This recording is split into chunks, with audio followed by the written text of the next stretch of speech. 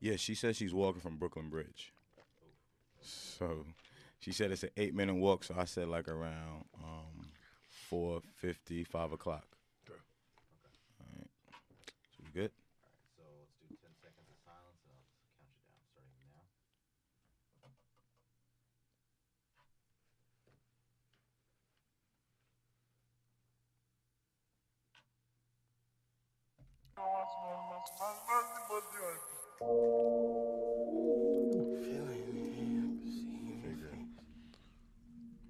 Woo! Figure I'd give you a little shout out. Okay. Starting this week off right. Okay. You ain't already know. Like you ain't already know that it was Carnegie KID. And the left side. You and I know it's the best side. Feel real regal. Yeah. 4 grams in your brunch shit. 2 bitches in your bed shit. Lord.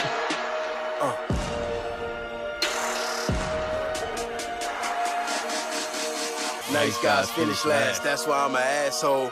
From the claw, from Napoleon and Castro. Fuck you, pay me, baby, all about the cash flow. I'm money hungry, dummy, feed me by the bag low. Carnegie the car and I tag toes. Open mouth, forget your bag closed. Cowboy, I'm putting nose in the air like a lasso. Stunting mega hard, motherfucker, what you mad for? It's hard bad for your ears, Vince Van Gogh. I'm painting pictures, but you still get your ass broke. This left field, nigga, feel like we the last hope. Game full of snakes, so I got to keep the grass low. Mama told me life was a gamble, I ain't win until my last roll. Chips was down, I had to make the cash grow. Couldn't get money, I'm a natural. And left field like a monopoly, these niggas can't pass go. Oh, I can feel it in the air, I can see it in your face. Woo! What up? What is good? That's a nice intro. I appreciate that, no problem, man. That's UOP. Very own. Man. Yeah. Carnegie UOP, KID. man. Hell yeah. Definitely. That track is popping, bro. Yo, thank you, man. I appreciate that. No problem, man. Appreciate that. Released 2 videos for that, so y'all can check it out. You know, anywhere, YouTube. If you follow me on Instagram, Facebook, whatever, Carnegie_KID. Song is Lefty, so y'all feeling that? Check that out. Word. So what's good with Lefty though? What made you come up with Lefty? Lefty, the whole movement, everything is left field. That's what kind of the movement is, and that just represents kind of being unique, being yourself. People try to say you come out of left field is almost like a bad thing, but I kind of want to spin it as something good. So that's everything we say when I say left. That's what I mean. Left field is just a celebration of your own individuality, So, and the right kind of represents something that's kind of against us really heavy now. Yeah. And I kind of been running with left field for like almost 10, 15 years now, but I think it's even more relevant now being that the right kind of represents something that we're so much against that, the left is us. The left is, inclusive for everybody, doing your own thing. So, I think it's definitely appropriate. Dope. So how did you come up with Carnegie KID? The kid, I mean, anybody who knows me knows Prince is my dude. I'm actually going out to Minnesota next weekend to go to the crib for the second time to see the museum and everything. Oh, wow. Dope. Yeah, Prince was the kid in Purple Rain, and I used to watch that movie literally 2-3 times a day growing up. So I always wanted to be the kid. I felt what he represented, not only as him being Prince, but the character within the movie. There's some intricacies to, connecting between me and the character. So I always wanted to be the kid. And then when I learned about Andrew Carnegie in school, not only did he have the most money, because, that's a reoccurring thing that I always stress on here, is money, which, I live in America, is real. But he was the biggest philanthropist, meaning he gave the most money to charities. Like, if you look back when he was alive, like, there was a point where he had donated more to charity than some countries had. Like, like their national growth, he had donated more to charity than some countries had. So, like, that's what I always wanted to model myself after. Like, I wanted to have the most money, yes, absolutely, but I also wanted to get the most back. So, and Carnegie KID kind of fit. So, Word, drop a bomb for that. Thank you. I appreciate that. Whenever the bomb comes, so good. It's delayed bomb. You think the bomb is coming. You don't never want to come when you know it's coming. That's what's up, bro. Just wanted to give you some love on that. Thanks, man. Appreciate that, man. But yeah, yo, episode 8, episode Izzle. Ocho. So, This week was kind of like, it started off crazy. Like, we got the Pusha T interview, which I want to talk about. Hell yeah. You know what I'm saying? Raine is on her way. Yeah. Shout out to Raine. Shout out to Raine. She's on her way. Shout out to the MTA. Whack-ass MTA system. Always on y'all bullshit, MTA. Fucking hate the 6 train. And it's going up to $7 next year, right? $7 a ride. Let's hope not. I'm playing, but that shit is crazy. But yeah, man. We had that. We had the NBA. Yeah. Oh my goodness. Yo. So since we got, you know what I'm saying, it's just myself and Carnegie here right now. We're gonna wait to Rain. We're not gonna wait, but we're just gonna talk about it. Mm-hmm. So like, what are your thoughts on the first week of the NBA so far?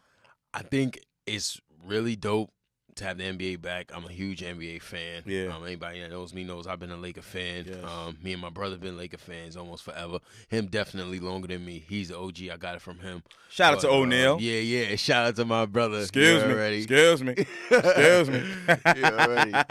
So yeah, but I'm excited, man. I'm excited to watch like some of the other teams. Like I like watching Minnesota. I like watching those games to see that play out on the court. You know, I like watching Kemba. I've been watching Kemba a couple times this year because he's Bronx interesting. very own. Yeah. So you know, like I like to watch the different game. Like Golden State, that's boring. I don't really want to watch those games just because it's. I mean, I've seen it a million times. Yeah, Bro, what are you talking about? Russell would agree with me. Russ don't want to watch the games neither. Like I watched it a million times. Like of course it's greatness, but it's like I want to see. Like the game with them in Utah was dope. That was a dope game because that came down like right to the end. I can't, bro, because I wanted to watch it. I wanted to stay up and watch it, but it's like I gotta get up, bro. I feel you. I mean, me being a Laker fan, I'm used to them 10:30 starts.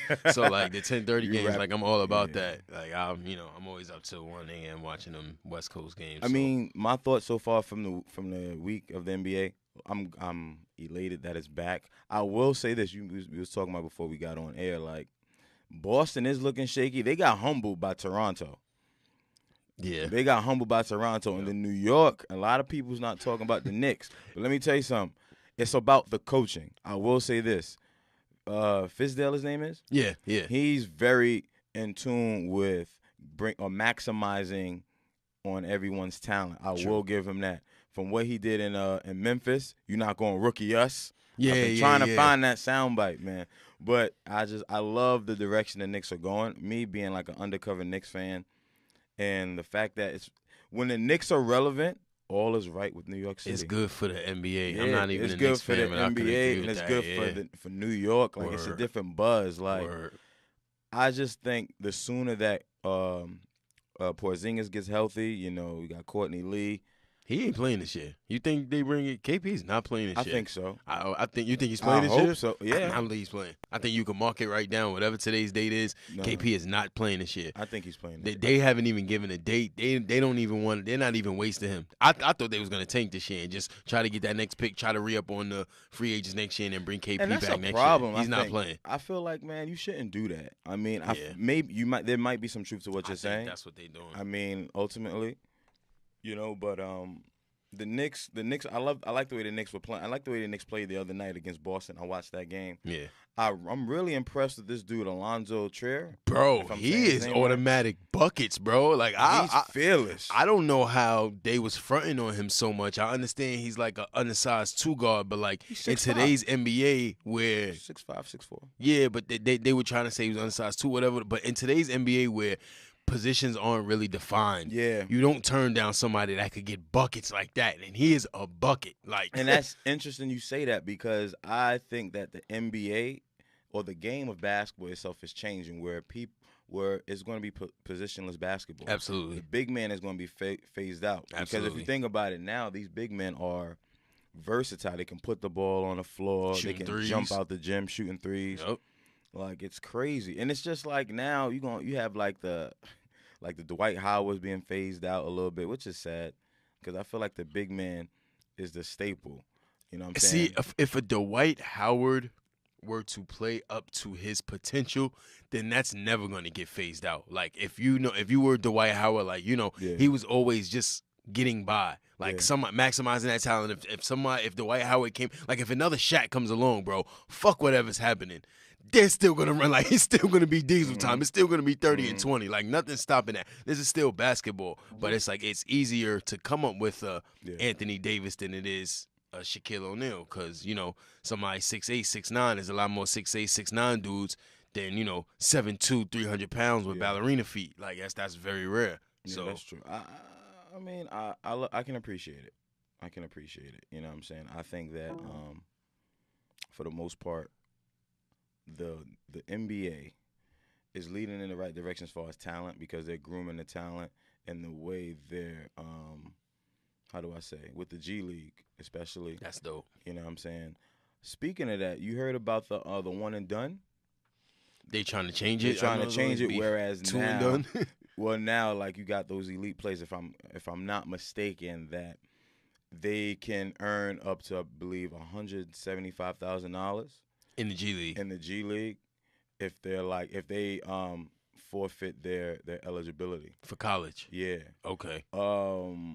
I'm big on that. I just want them to pay their players, NCAA, because if you really think about it, I mean, for me, speaking from a person that I played collegiate basketball, I mean, not at the D1 level, I played D3, and we received stipends, right? Like, we received like nothing crazy, like probably the most I'd be like you get money for 150, travel, 200, food, yeah. all you know of what I'm that. saying? But I just think like these guys, if correct me if I'm wrong, I believe they get like $1,000 or something like that, a stipend, something like that. But either way, it's not enough. Comparison to what they're sacrificing and what they're bringing into the school, because you got these schools who are known for these particular sports. Like Kentucky, they're synonymous to basketball. Duke, basketball. You got Alabama, football. You know what I'm saying? Notre Dame, football. The list goes on. And it's like these guys are not seeing anything. I agree. You know what I'm saying? So it's just a matter of the NCAA to get that shit together. I mean, my information on it is pretty scarce as far as like what the logistics are, but for the most part, they need to pay these players, man. But, I agree. I agree. We'll see. My nephew plays for DePaul University.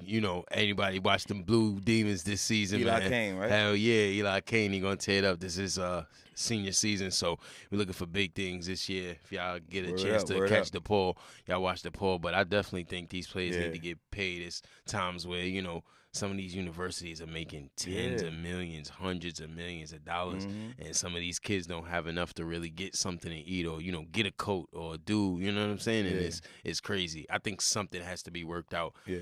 I don't know. I don't have the exact answer, flat out, because, for every I can't think of, for every Grant Hill in college, there's 100, kids who, names you don't know. So, like, are they supposed to get the money? Are there contracts now? Do bigger recruits get bigger money? And then, like, it's a slippery slope, but the players should be compensated. I'll say that. I'll say that.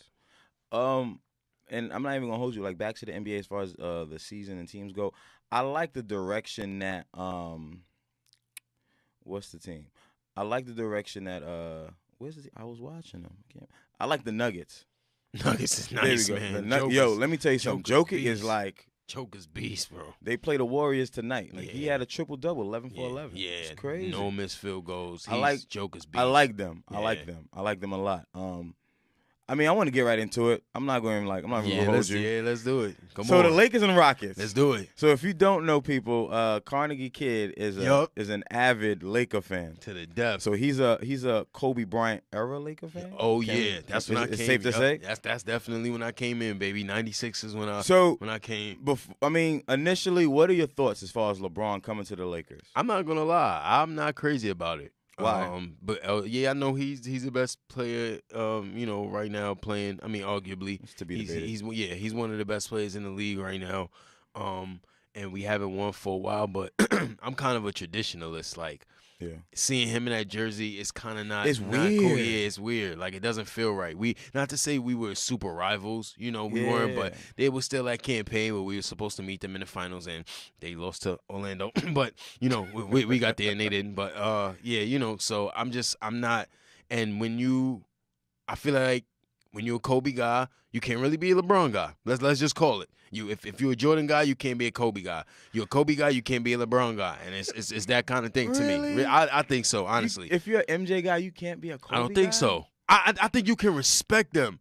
Of course, you gotta respect everybody because if you don't give these certain players respect, you don't gotta like them, but you gotta respect them. Like I'm not a LeBron fan, but I respect the hell out of the guy. I can't be a LeBron fan. I think it's different. You know why? Because with LeBron, he came in the league in an era where the game was shifting already, whereas you can't really play defense the way you want to.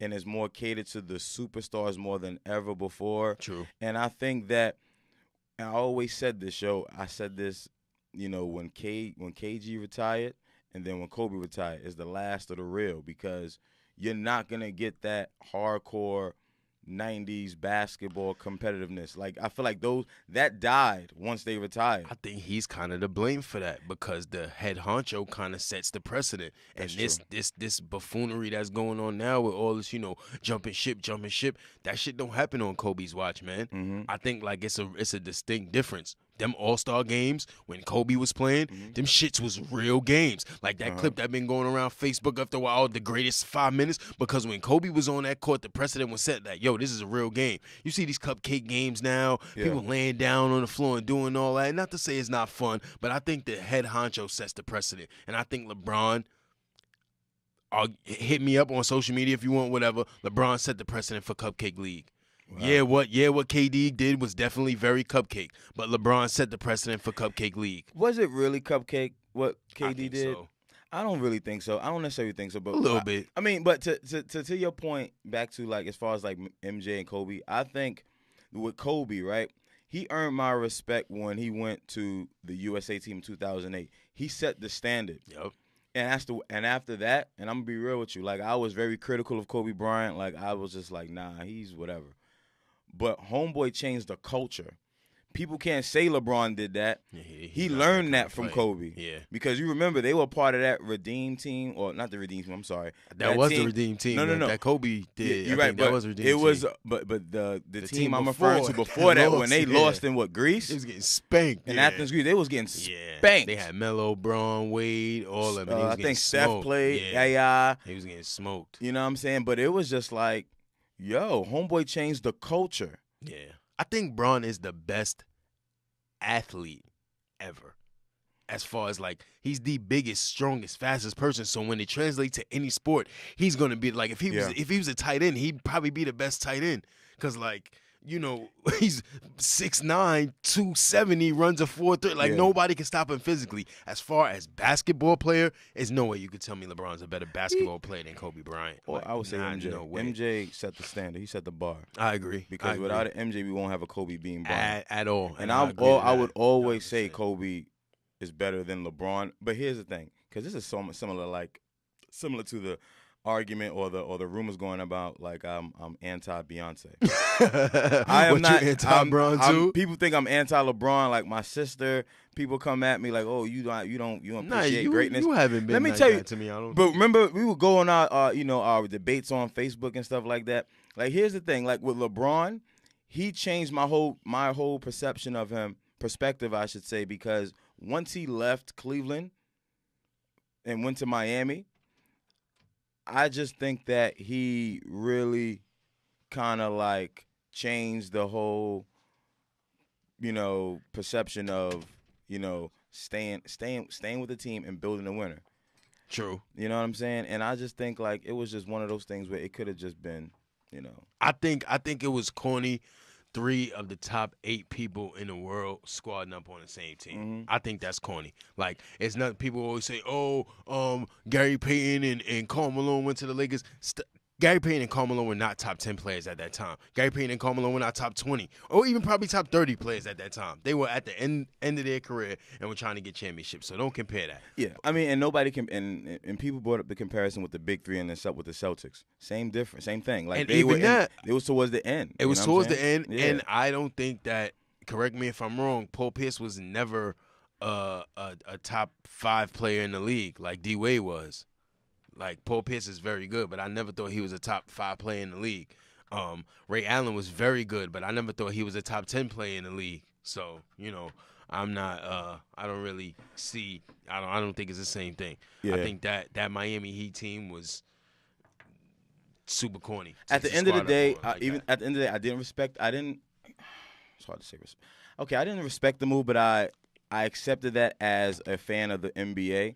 It's gonna happen. I do love the fact that it was power to the player. I'm all about that. You feel what I'm saying? I'm all about that. Power to the player. But don't do no whole shit. Oh, I'm on your team now. I'm on your team now. Like Kobe's not squadding up with with players like that. Jordan's not going to the Celtics because like that's corny. And I think what KD did was corny too. But LeBron fans are trying to point the finger at KD like son ain't start the Cupcake League. But whatever. So that's just my stance. I'm always rooting for the Lakers. LeBron, I'm kind of iffy with you. If you bring us a championship, then hey, that's cool. If not, then I'm going to continue to roast you. And if you keep wearing that Cheetah Girl fucking armband, that leopard print fucking armband, and then losing, I'm going to really roast your ass. So stop with that shit. Or Cheetah print.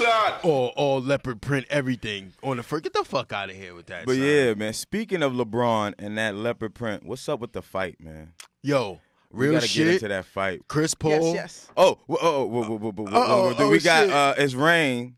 Raine, what up? Raine, drop a bomb for the Raine. Yeah. I can't hear myself. Here we go. What's goody? You know, shout out to the MTA system.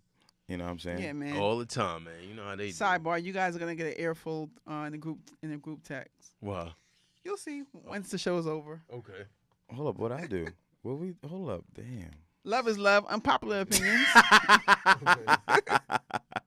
Drop a bomb for that. Drop a bomb. Drop a bomb for the messages we might get later. All right, so here's the thing, though, right? I will say with the fight, and LeBron, I feel like here's the thing, and this is the buddy ball shit that I don't like. I understand Chris Paul is your man. I get that. Yeah, I get that. You being LeBron James, you could have diffused that situation, but I don't want to feel like I'm putting all the responsibility on him. But my guy, you get Rajon Rondo out the way. I'm not really sure where he was in the whole thing, but I just think he could have just, instead of going for Chris Paul or whatever the case is, get your teammates out the way. Be that leader. You know what I'm saying? I just think like. It was just, first of all, it was crazy. If he spit in his face, I don't know if it was conclusive that he spit in his face. He did. He did? You seen it? Because they call it Spitgate. And they showed up close and personal. Spitgate. It was very subtle. Yeah. You know, it was subtle, but it was definitely on purpose. From that and from the angle when you zoom in, you can see it was so subtle, like you can't see it from a distance at all. Was it before he did the finger in the face? It was before. No, the finger in the face was after a the reaction spit? to the That's spit. what I'm saying. Yeah, he spit before. He was wiping his face. Like, what? Are you crazy? Okay. That's when he put the face. Like, you I crazy? ain't know that. I'm not even gonna hold you. Chris Paul hit him with that one piece and the uppercut. I've never seen an uppercut. I've never seen an uppercut in like feuds in basketball ever. The motherfucker hit him with an uppercut. He missed the first hit. He missed the first hit, but then he got him with an uppercut, and then he got another one off. But it was crazy. He was G'd up. Yeah. You know who was? I can't give him a G'd up, but he was definitely with the shits. You could tell now. I see he's a youngin. Ingram is with the shits, yo. But it's not valid. But here's the thing though with that though. He's like a hothead. He got and he's young and he was like He's not really a hothead though, which is what made me felt like it was warranted because he don't do that. Yeah. He's like super humble, Everybody super quiet. said that. He don't do none of that. So for him to go off on like James Harden has, and I'm a James Harden fan. He's one of my favorite players. He could get under your skin, and you won't be able to see it unless you play the game. What did he do, He's the kind of dude to whisper shit in your ear, elbow you while nobody's looking, grab. You know what I'm saying? And then remember when Ron Artest hit Harden with the elbow a couple years ago? Yeah. Harden's that kind of agitator. And not to say Ingram is right, but after a whole game of 40 minutes of that, somebody get like there have been multiple times where he was lighting your ass up. That's why. Yeah, nah, real shit. Oh, he was lighting. And Chris Paul was busting Rajon Rondo's ass. Like, that's a part of the reason why Rajon was, Rajon. That's disgusting, man. It is disgusting. They can't be doing shit like that, yo. Yeah. Spitting? That warrants death Melo, almost. Fan, but don't spit. Melo kept it hood. He was like, listen, not even the street. Like, that shit is disrespect. That's like, there's never a time when I want to spit on someone because, like, it don't, like, nah. It's nothing you can do. It was wild. It was wild. But I saw some dumb post saying that Melo was the one that spit on him. Yeah, they said Melo was like He didn't spit on him. And Shayna put that too. We gotta have Shayna Ashley on the show because she's into ball like that. Oh, but what? she put that. She put Don't that. do that. And she's an OD LeBron fan. Shayna, don't do that. Wherever you so are. you know what I put? Because you know me. Yeah. Proof, please. Can we see the proof? Nah, you should have tagged me in that shit. That's crazy. Y'all Proof, running please. with. Yeah, I I hate can't see this. Melo They just run doing with that. shit. And Yeah. Melo, he never had a chance. And he was behind him. That's why. But not like. I guess she's saying that that's where the spit came from. No. Well, even from anybody who watched the clip, Melo was actually one of the people trying to get people out the way. Yeah. He actually was the one that pulled Ingram. Yeah. You know what I'm saying? My whole thing is this: if you a leader, lead consistently from the beginning of the game to the end of the game. I felt like LeBron, and I'm like I said, I don't want to come off like a Beyonce hater and a LeBron hater. I am not. You mean that he should have just checked his own team? He should have checked his own don't team. Be protecting he protecting Chris Paul. I'm like, come too on. Much. You like, on the whole other side of the court with Chris Paul. Y'all got on different color jerseys right now, bro. That's why I'm just thinking like this move to LA was a strictly business move. And that's why I'm not fucking with it. You're like not it's here a strictly to win. business move. They're not going to win. They're not going to win. That's why I'm not fucking with it. Okay, I feel dumb, but no one's talking about the actual game. Who won? Oh, the Rockets. I said the Warriors. The Rockets won. Yeah. What was the score? It was 125 to 1. I can't even remember what the score was. I forgot. It was. They both scored over 100. No, I mean 125 to 1 to 116. It was a good game. Yeah, it was. They were going back and forth, but no one's talking about the actual game. The highlight is this fight. That's the world we live in, of baby. Of course. And that's why I had to ask. Like, okay, so who won the damn game? It was a close game throughout. They were both going at it. I think like the one thing's for sure, Carnegie, you can speak more to this because you're a Laker fan. You guys are both Laker fans, but different eras. Right. But I just think, like, as far as the Lakers go, the makeup, it was all wrong. And it showed me this. Correct me if I'm wrong. It showed me that Magic Johnson trusts LeBron way too much as far as, like, the configuration of the team. This is LeBron's team. Lance Stevenson. Hear me out. Yeah. Lance Stevenson. Rajon Rondo, JaVale McGee. Get me started on that guy. Mike Beasley. Like, there's no shooters. I just think, like, maybe they listen more or less on LeBron's, he was in that meeting room putting this roster together. This roster doesn't make sense to me. You know what I'm saying? It doesn't make sense. Name a shooter on there. Definitely. Shooting is definitely our Achilles heel. Name one shooter. We don't really have Kuzma? That's basically our best shooter. But you know what I'm going to say? And he's overrated. It's about making money. We wasn't relevant the past couple years. And bringing in LeBron is going to make you one of the most profitable. I mean, not to say they weren't. They're always in the top. But bringing in LeBron is going to sell tickets, is going to sell merch. And I think this year was kind of a throwaway. They're playing for next year. That's why all these contracts are 1 year. Lance is 1 year. Rajon's 1 year. Mike Beasley's 1 year. And then next year they're going to try to go after the big free Nobody agents. wants to play with LeBron. I've heard Nobody's speaking about that. Nobody wants to play with LeBron. I've heard that. Why? It's a tough gig. It is, and also the fact that he's. I mean, it's shine? No, but his thing is and shit. This is gonna go on record. It speaks to his greatness as a player because one, he does everything very well. He brings the ball. He's a point guard. He can rebound. I mean, he can score. Like it's almost like where can you fit in to that? Similar to what he can't win by himself. And that's true. But here's the thing, and here's my thing. There's some parts of his game that he has to be willing to sacrifice himself. Absolutely. You mean, and I feel what Kyrie was saying, like, you know what, that was the best thing for him to do because the writing was on the wall. The motherfucker wasn't coming back to Cleveland. You know what I'm saying? Yeah, he don't mess with Gilbert like that. Yeah, and it was just like nobody's coming to play with LeBron. Paul George, for example, this week he was on record. He was on record saying like he would have came to L.A. But I think the big thing is he understood that LeBron was there. That's why he took that money and played for. Yeah. He stayed in Oklahoma City. When y'all win, if you on LeBron's team, when y'all win, it's because of him. If y'all lose, it's because of you. Exactly. Every single time, no matter what, you're always gonna take a back seat as far as your production. You're not gonna have the ball as much. You're gonna have to abide by his quote unquote rules. The team is basically run how he wants it to be run. He's in the front office. He has his pick on trades. A lot of people don't want to play with somebody like that just as a man. But most of the stars, it's not like that. Nah, this is very rare. You could count on your one hand the people in history that had. I don't think nobody's had the control over their own team. Kind of nope. Remember Jordan retired because the owner wasn't like, he was trying to, this, and that. Like, it's a different NBA now. During that time, you wasn't doing that shit. Now LeBron is getting coaches, like, now you could get coaches fired. Back in the 90s, you couldn't really do that. It was a couple players that might have had, I don't really like this guy, and they get him out. But, like, in the 2000s, fucking Darren Williams is getting Jerry Sloan fired. Like, that's bullshit. You know what I'm saying? Like, so. Nobody's, like, really... I mean, when I was that hardcore Bulls fan, Jordan never had that stigma. I don't want to play with Jordan. You know what I'm saying? Because you knew what you was going to get. And the fact is, you was going to be on a successful team, a disciplined team, and Jordan was a different type of leader. It was never that situation, Like, there was never opportunity to bring in Charles Barkley or, that level of player. So it was never like none of them would have wanted to come to the Bulls because it wasn't that kind of league. Like, fuck no, I'm not going to the Bulls. I want to beat Jordan. Like, I'm not going to that team.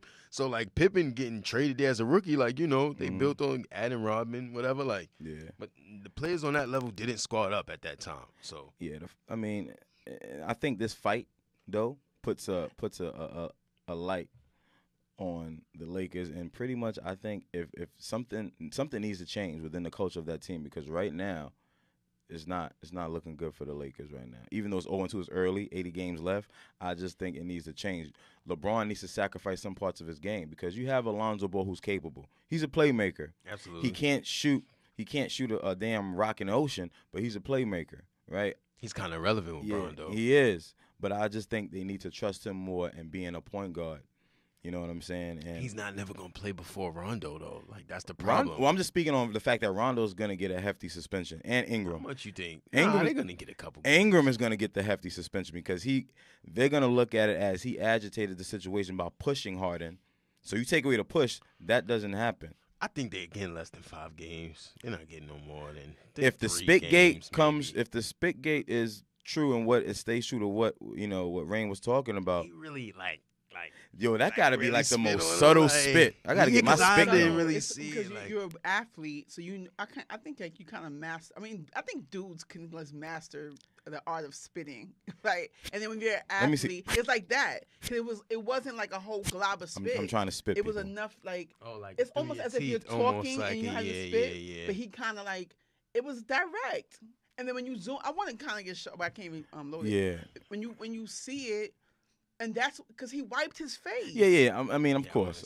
If he spins, reacted because when you first see it from a distance, you don't think well, why does he put his hand in his face? Yeah, he did that, and I'm like, I would have snuffed you too, son. Don't do my father to me. But here's the thing, like I know Chris Paul is one of those dudes where he don't just do that just to do it. He's an agitator, bro. Yeah, he's an agitator, but not like that though. You feel me? I don't know. I wasn't surprised when I seen it. I'm like, yeah, Chris Paul do some shit like that. He'll talk to somebody like that. He thinks. I don't think so. Nah, but I'm not the biggest Chris Paul fan. I'll say that. Hey, he's one of the most pure point guards I've ever seen. Absolutely, agreed. But the Lakers, I'm respecting his G right now. Me too. There's a lot of G codes that was in play. Like Ingram, he threw a sucker punch at the end. That was kind of whack. No, he just came with the shits. He's like, oh, my team is fighting, and I'm just with the shits. Yeah. Sometimes, overall, I don't. Do you? Overall, I'm saying it just looked wild. Like, calm yourself down, dude. Because from the beginning, like I didn't watch the whole game. I'm thinking if you're watching the game, maybe you could feel it more. And y'all saying that Harding is a agitator as well, because that was kind of unwarranted. Like you came from the ball being out of bounds, and you just decided to behind his back. And he's behind him. Yeah. Like he's pushing get out of here. Like that wasn't no yo man, you crazy. That was a push. Like a push. That's Harden will do some shit like stand in front of you right where you're going to go mad times, and he'll be doing it all night. And then after the 12th time, you're like, yo, move, man. Like, I know you being an asshole. Like, move. And I'm mad in the end of the game. After he do it 20 times, you're like, yo, bro. What made it worse is that what made it immature to me is then you step to the ref. Yeah, the way he stepped to the ref. Yo, it did look. Dumb. Was he? I don't. Yeah, because there was a still of him squaring up on the ref, but I don't know. I thought that was towards Harden and the. Nah, it was the ref. It was right in the ref called it, and then he was like, "What? Like, what are you doing, dude? Calm down." I see him getting between 5 to 8, five games. I think he's gonna get You know why too? Because he'll get 5 games. His looks the worst. Yeah, he looks the most out of control, and you're not really provoked other than that, which is not to the.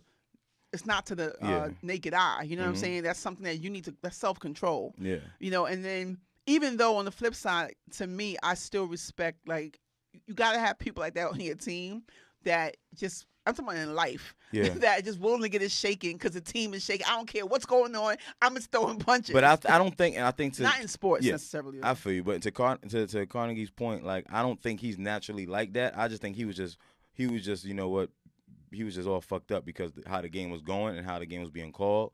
So frustration came in. However, I do see a Lance Stevenson like that. But he was more like I'm Buddha. saying that's still natural, though. Lance don't really fight. Only certain people have instinct to just get it shaken no matter what if they see their team getting it shaken. But I think the reason why that's a reflex. I feel you. I mean, you thinking he was already provoked? He was just provoked for that game. He's in the moment, of course. Yeah, but naturally, I don't think he's like that. But Rajon Rondo, he'll get the second most. I think he'll probably get like 3 games, probably, which I think it should be more because you don't spit in somebody's face. That's crazy. Yeah, I didn't know about that.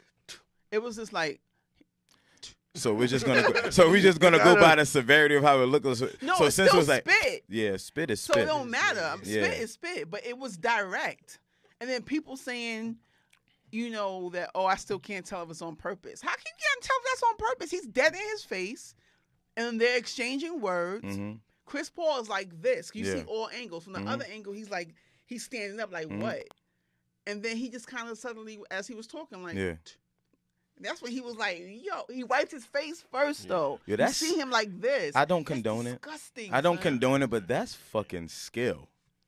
To spit so dudes can master the art. It's an art to everything, B. I mean, I've seen, what I'm saying? Like, when we spit, we got phlegm and shit. It'd be like. You got spit contests. Yeah. I'll be like, what I'm saying? My shit be going from here to like across the street and shit or whatever. Who could spit the farthest? Who could spit the farthest? That's like invisible spit?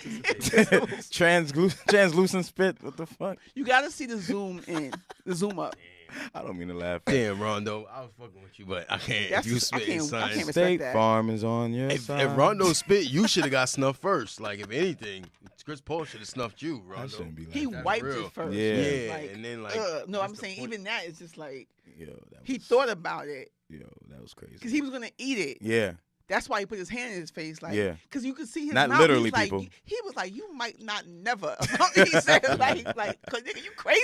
I heard the audio of him, like, he spit on me. He spit on me. Like, I heard that, but I was like, word. I thought he was just trying to, But I mean, in that conversation, when he actually spit, his mouth was like, nah, like he was about to lose it. You see in his eyes though. But here's the thing: what is your question to LeBron's role in that? That was mad corny, you going with the other team. I know y'all mans, but just like I've said even on this show before, when we cross the lines, if you on the other team, I'll cross you up too. Ain't nobody. We at war. It's literally war. It's us versus them. Fuck all that, y'all friends. Once we cross the line, once we dap it up for that tip, we not friends until 45 minutes after, till 48 minutes after this, bro. And we could split up. Once I know you safe, you safe. But he has arm around him, walking on with him on the other side while scuffles is still happening, bro. Like, are you invested with us, bro? Come on, son. Yeah. Like, get that. That's your man. I understand. Get your man out of there, but. He went from under the basket all I'm the way to looking forward to the season, though. We was just talking about the season. We just got where the Lakers gonna finish. Not only games, but as a team, we just gotta go even to like your favorite spot and watch a game. You know, Dukes. Shout out to Dukes. You know what I'm saying? That's my spot. And 40-40. 40-40, yeah. Shout out to Dukes. You know what I'm saying? But yeah, we was just talking about the Knicks. You know what I'm saying? I'm not even gonna hold you. Like, I like what Fizdale is doing. You know what I'm saying? But the jury's still out on the Lakers. We'll see what the NBA does with these suspensions, man. We squeak into the playoffs if anything, is what I said. That's crazy that I'm sitting across 2 Lakers fans. That's crazy. Why that ain't we travel is more of us I'm than not anything. Like I'm Knicks over Lakers though. Oh, word? Okay. Yeah. Okay. I'm not die hard. I mean, and I'm a specific. Like, I can't say I'm a Lakers fan. I mean, like, I rock with them, but it's really specific because it's nostalgic for me. I grew up to the winning Lakers. They used to call you Magic Dimples. Magic Dimples. I was pick my first rhyme, but I'm not. That was my rap name. Why not? It's so dumb. Go ahead. Spit it. No pun intended. Shout out to my friend Shay. She never let me forget this rhyme. but I'm not gonna spit it right now. Ah. It's so bogus. So what? Rap. Magic dimples, plain and simple. I don't got zits and I don't got pimples, but if I did, I would use Oxy to keep my skin smooth and foxy. That's it. Hey. Drop a bomb for that. That's a 12-year-old. But that's fucking talent. That's better than what Lil Scratch and Sniff and them be rapping about. Little scratch and sniff. Yeah, little smoke perp. Yeah, Lil whatever. But to shift gears, well, actually not really, because it's still like relative as far as like hip hop, battle rap, and sports. And I know this stays true to what you know your beliefs on sexism in hip hop. And I was doing the due diligence. Yes. Right. That's gonna be the campaign. You should hashtag shirt. You should shirt that. Word. Due diligence. I mean, it is hashtag, but maybe just do the due diligence. Yeah. You know. Shirt it up. Shirt it up. So what is? What exactly is your issue as far as with sexism in hip hop, specifically battle rap? Because I know we touched on it a little bit last couple episodes ago, but what exactly is it? And shout out to you for sporting out How to Get Away with Murder, BCBL. BCBL. Okay. This is a vintage, fake vintage. But yeah, man, bullshit battling. Shout out to battle rap and the whole battle rap industry. Yes, you know, indeed. My overall goal. I'll just, I don't like to say certain things, but I just want to get. I always did this just to get women on par with the men. Mm-hmm. You know, and on par doesn't mean that the women have to be paid the exact same. It's the same thing in sports. You know, on par is just on par. Like if you're getting 20,000, 10,000 in the battle, the average top tier female should get at least 5,000 because their name warrants it. You know, their skill set does. Yeah. They have that following. They're comparable. You know, it's at least 5 girls within female battle rap that deserve at least that pay. And there's and the bottom line is I know because I'm on the inside. The bottom line is they're not getting that. Maybe 1 or 2 may have gotten that at some point, but they're not getting that, and they can sell, you know. And a part of the sexism, and it's not that I feel so adamant. I'm just speaking from my own standpoint and my own experiences as being a woman of many first within battle rap, and just not getting the acknowledgement or the credit for certain things. But I always say, like, the real people who really were around, they know, you know what I'm saying, but. A part of that is the sexism. Yeah. You know, and the reason why people are saying that female battle rap is dead is also a part of sexism. Yeah. Because the media, battle rap media, is dominated by men, right? Nothing wrong with that. But then you're not catering to the women. So if you can speak, and I'm talking about catering just in acknowledging the battles, speak on the battles, good or bad. And one in particular, I'm gonna go on a rant about, you know, this guy, Raine, you know, because it's a popular platform, Angry Fan, you know, and I feel like he's not valid on speaking on women in battle rap because you don't watch it, you don't speak on it, and then you want to reduce it to you. And this is what the men do. They only want to speak on the top tier girls. So what happens when the top tier girls are not battling? This is why it's sexist, is because you're willing to speak on no-name dudes, you know what I'm saying? Dudes that are starting out that are fresh, but you won't speak on no-name chicks. Yeah. You know, and I'm saying, when I say no name, it's not disrespecting any battler. I'm just saying that you don't have a name yet, but you have the skill set, and you're making a name for yourself. You know what I'm saying? So they're willing to speak on the dudes that are doing that, but you won't speak on the girls that are doing that. And I have something case in point with him in particular, because we all started from the same place, you know, which is actually the unbiased group. You know, that was popping. That was the only thing moving for battle rap. 6-7 years ago, as far as on Facebook. Nobody was fucking with unbiased like that. You had to be a hardcore battle rap person to rock with it. So everyone it came off. So everyone started from there. I'm talking about from Jay Black to, you know, from Jay Black, Ink Fan, myself. Yeah. Everyone was in those groups, you know what I mean? And this is the whole thing, and I'm going to cut it short, where I always parallel everything, is the fact that it's the same thing I say about black people. It's the same thing that goes on in every industry. You know what I mean? We don't support each other. So my point is, we started from the same point. I'm one of the first. I started.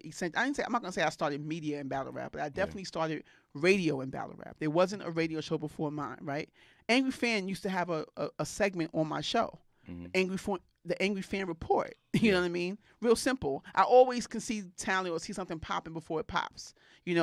Me and him got back and forth about that too, because he doesn't acknowledge that. You know what I mean? He's like, he was already popping in. No, you wasn't already popping. And you were mad, shook, and scared. Like, he did it over the phone. So shit like that. Wow. And I'm not the type of person to even bring it up. I don't do shit like that. But then it's like when you get too cocky, and I'm saying this is my point.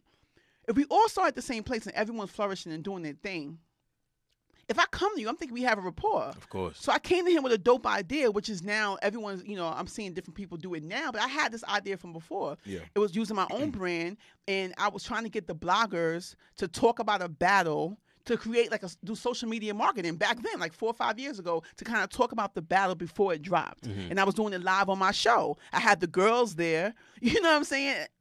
Shout out to Hip Hop is Real. They're the only ones that actually came through and rocked out. We had it live on screen. So basically you watch the battle live before it drops officially. I wanted him to blog about it before it dropped. You see where I'm going with this? Yeah. This motherfucker gonna say, what if the battle's whack?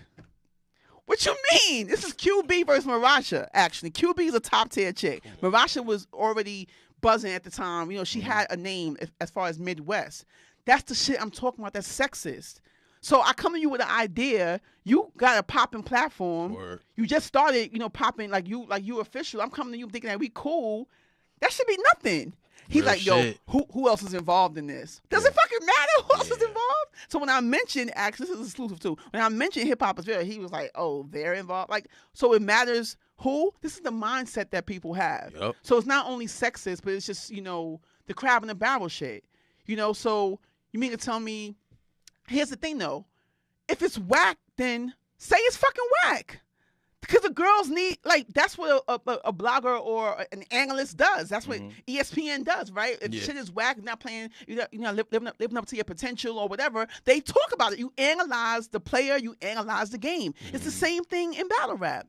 So if you could call a dude whack and say he fell off, why can't you just watch the battle? This is so stupid to me. Word. You know what I'm saying? Word. And that's the sexism. And I done went toe-to-toe with all of the guys because I'm probably really one of the only women within the game. It's other women that have done their thing, provided platforms. But just created their own brand and stand. It's different when you stand on your own too. Do you think that you see how what you're talking about as far as how do I say? Like when, guys are, are more inclined to especially within battle rap now, they're more inclined to do that as far as come together, so to speak. Do you see that with women? I see your platform and say, here's the thing. Go ahead. Great question, right? So the thing with the women is the women hate too. And that's my point. This is when you stand on your own. I know men also experience this. I'm saying as someone who's independent. Once you create your own, and you don't need nobody for nothing. Doesn't mean you don't want to work with them. Yeah. They don't want to work with you. They see you as a threat. You're the issue. Yeah. But you don't have everyone assumes, because this is my experience. I could be wrong, but I'm just saying my experiences. Yeah. They're like, oh, you have your own brand. I'm saying I'm speaking for them. This is how I take it, because I'm all about aligning brands. I'm all about cross promotion. Yeah. So because I was one of the first women to even do merch. I was doing merch 5-6 years ago.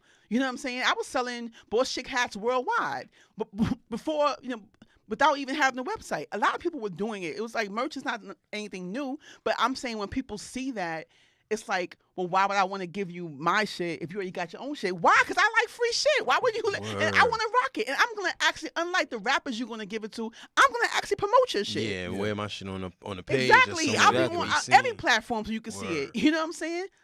Shameless plug. I'm actually going to be doing something tomorrow that, any brands, hit me up, man, because that's what I'm trying to do, align brands with female battle rap. But anyway. What you doing tomorrow? The face-off. No one really knows, but yeah, I'm doing the face-off, the big face-off between J Mills and K-Sean. Oh, can I pull up? Shit. Yeah, we live on air. We can. Ooh. Actually, this won't be coming out for a couple of days, so it's good. Yeah, we good. So that's gonna be big, I'm saying we good, but actually I'm supposed to be doing it yesterday, right? And it got pushed because of certain things with battle rappers. And shout out to Young Oprah, if y'all know who that is. Salute the first Young Oprah. There's mad Young Oprahs now. No, you the first Young Oprah. Shout out to Young Oprah. Salute. Yeah, nah, fuck is only one. But yo, I lost my train of thought. But either way, when you have your own, sometimes people think like, oh, I'm not gonna, because you have your own. But why wouldn't I? Because I'm like, you asking them to do it, but I advertise that I'm looking for it. You feel me? Like, what is that? And so then you start to internalize that, and you start thinking like, okay. And this is what I'm trying to say. I always compare every level, it comes down to just us as a people. To me, other than the sexism, it's just also that, the crab in the barrel shit, the systemic shit, like how we treat each other, period.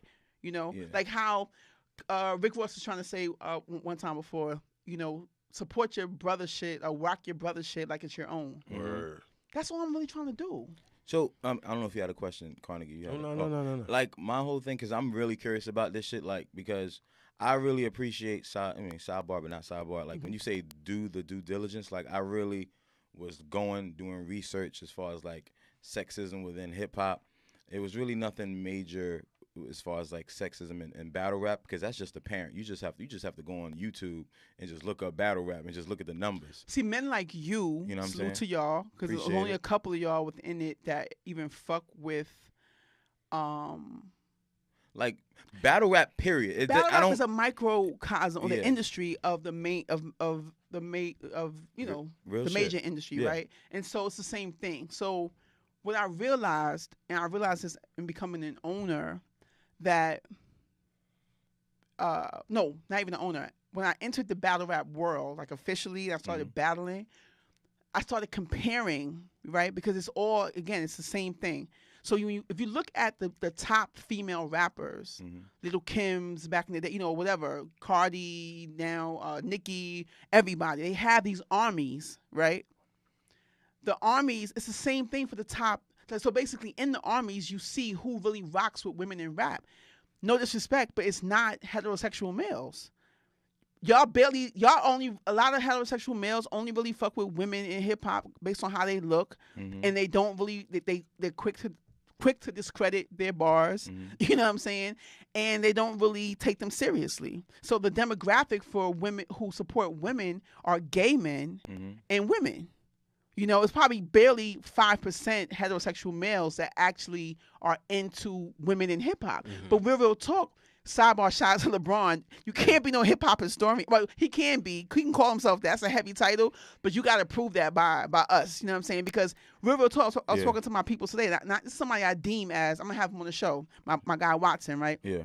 Somebody I deem as a hip hop historian. This guy is you know what I'm saying? He's my era, but a little bit older, and he just knows his shit. But he collects, and this is where I was feeling Maul, which I never really feel Maul on Joe Budden podcast. But where he said that to be a historian, you gotta have shit that backs your shit, like collecting old tapes, records, whatever it is, as a historian. You know what I'm saying? But the one thing he said, which is true, you cannot really be about this hip hop shit on that level if you exclude women, because women are the founding fabric of hip hop. When hip hop started, you cannot be a hip hop historian, hip hop scholar. You cannot be nothing hip hop, and give yourself that title if you don't support women in hip hop, because women are really the fabric of where hip hop started. I mean, real shit. If you really like, and I mean, we're of a certain age. Of course, I think we all are kind of historians, and we kind of go back to 80s or whatever. But if you really want to keep shit really funk, the 90s was so heavily influenced by Missy Elliott, like so many songs that you have no idea that Missy Elliott completely like orchestrated, like put together the whole thing. Yo, this person's gonna be on it, this person making a beat, and like you didn't even know. Right. Like if you really look it up and really like look up your shit, if you fuck with 90s hip hop, there's no way you can't fuck with women in hip hop. That's my thing, all man. over that. I'm willing to take that even further. I'm about to say, go even further back. Go even further back with Queen Latifah. Was all Ladies over even first. before no, that. we can go further back than that. Back. And I just realized, Real Roxanne. Even before that, in the beginning. What do you mean? Where before our time, like DMC from Run DMC. Yeah. First of all, and this is what Watson put me onto this, right? I knew that he accredited Shy. Her name is Shy Rock. Yeah. Right. She's the one who created the whole echo. What did he call it? The echo when run, D, that whole shit. Mm-hmm. He got that from her. That's what I'm saying. Women start from the beginning of rap. There wasn't no hip hop without women. Women were there from the beginning. The same way Latinos were there from the beginning. You can't talk about hip hop and not talk about them as well. Blacks and Latinos are the fabric of Crazy Legs. Exactly, all that. You can't exclude, and you can't exclude women. And I think that he was inspired by her, is what he said. And that's the crazy thing, right? Because I listen to hip hop now, especially that's being represented by women. I take it back to when I started listening to rap. You know what I'm saying? When I was introduced to rap, you know what I'm saying? Rap City. I think it was on Wednesdays. It was one of those days where Rap City would play like classic hip hop from back in the day. And I remember watching, you know what I'm saying, Queen Latifah, Moni Love, you know what I'm saying, all these pioneers who were women, and you felt like they were part of the culture. It wasn't like hip hop, it wasn't just men. They were included in those songs, you know what I'm saying? They were relevant. They had a presence. They were respected. Right. I mean, yeah, because they were a part of it from the beginning. Salt and Pepper, you know what I'm saying? And Salt and Pepper, I don't know how people. Do you know how impactful Salt and Pepper They were very fucking impactful. Like what? I used to hate that my sister, even my pops, like he used to bump so good. Yes. Shit. Yes. They do. Yes. I don't know why I said it like that. Good black don't crack. Yes. You know what I'm saying? Like music like that, you know what I'm saying? And it just breaks my heart because honestly, I love music. I'm not gonna sit here and say I'm a historian of hip hop in that regard, but I just know what I like, and I just love music. And albeit if it's a man or a woman, you make great music. You talk to the soul. You can't really, you know what I'm saying? And I feel like women specifically. I know I'm gonna get deep and poetic, but like women, they can. How do I say? They can. They. It's like this innate ability to be able to talk to the soul because they are in essence the creators of life. Yeah, absolutely. You know what I'm saying? It's a different type of struggle that they can tap into. Absolutely. You know what I'm saying? That's the problem. Where at some point within the game, women, like, our voices stop being heard. We can't tell our side. Like, you could be in the club popping bottles. Why can't the girl talk about her side where she's in the club? Society. The bullshit labels of society. That's all that's taboo. It's that, but it's also the sexism amongst rappers, to be honest. You know what I mean? And then it got to a point where you think about it. Right now, they kind of excluded women to the point where you don't even need them for the hooks. Nope. You're right. Because the dudes are singing. You're right. The dudes, like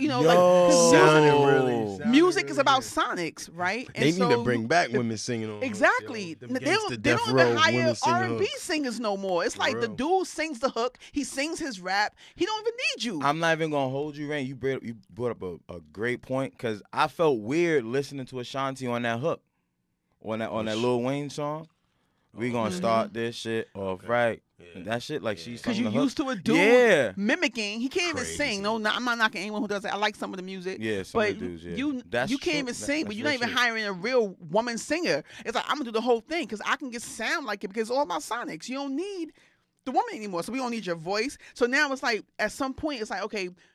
I don't even need for you to tell your story. I can just tell it from my standpoint. I bagged you, or I felt hurt by the situation. Who cares what this bitch thinks? You know what I'm saying? The whole narrative of the woman, the female voice, just kind of like bring back them gangster singing hooks that Death Row used to have. The females like put my afro puff. See, that's why Cardi ended up kind of is winning too because because of she's relatable and she's speaking for women. Women can knock her all they want. And I always say this. Every woman is another woman at some point in time. You know, like from classy to bird, whatever you want to say, from ghetto to not or whatever. You have characteristics in you. Certain things you mature out of or you grow out of it. Some women are just dominated by certain parts. Even with men, I'm saying. Yeah. But she's winning because of that, where women can downplay her and say, oh, she's a bird, she's a stripper, she's a hoe, with all this. She still speaks for women. She's still a woman. And she's real, but she's still a woman, though. Yeah. So in her album, she told her story from a woman's standpoint. That also makes her win because Nicki stopped doing that. You're right. That's a great point because I just think... Well, it didn't stop, but not the same way. It wasn't as raw and relatable. That's what I'm saying. She stopped. I don't want to say like...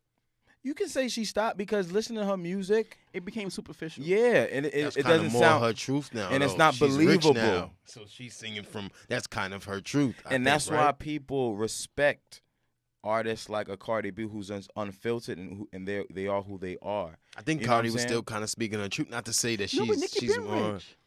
True, but I don't know. I think it's a difference when you don't have. If you like, follow her, if you follow her music from the beginning, she used to be telling.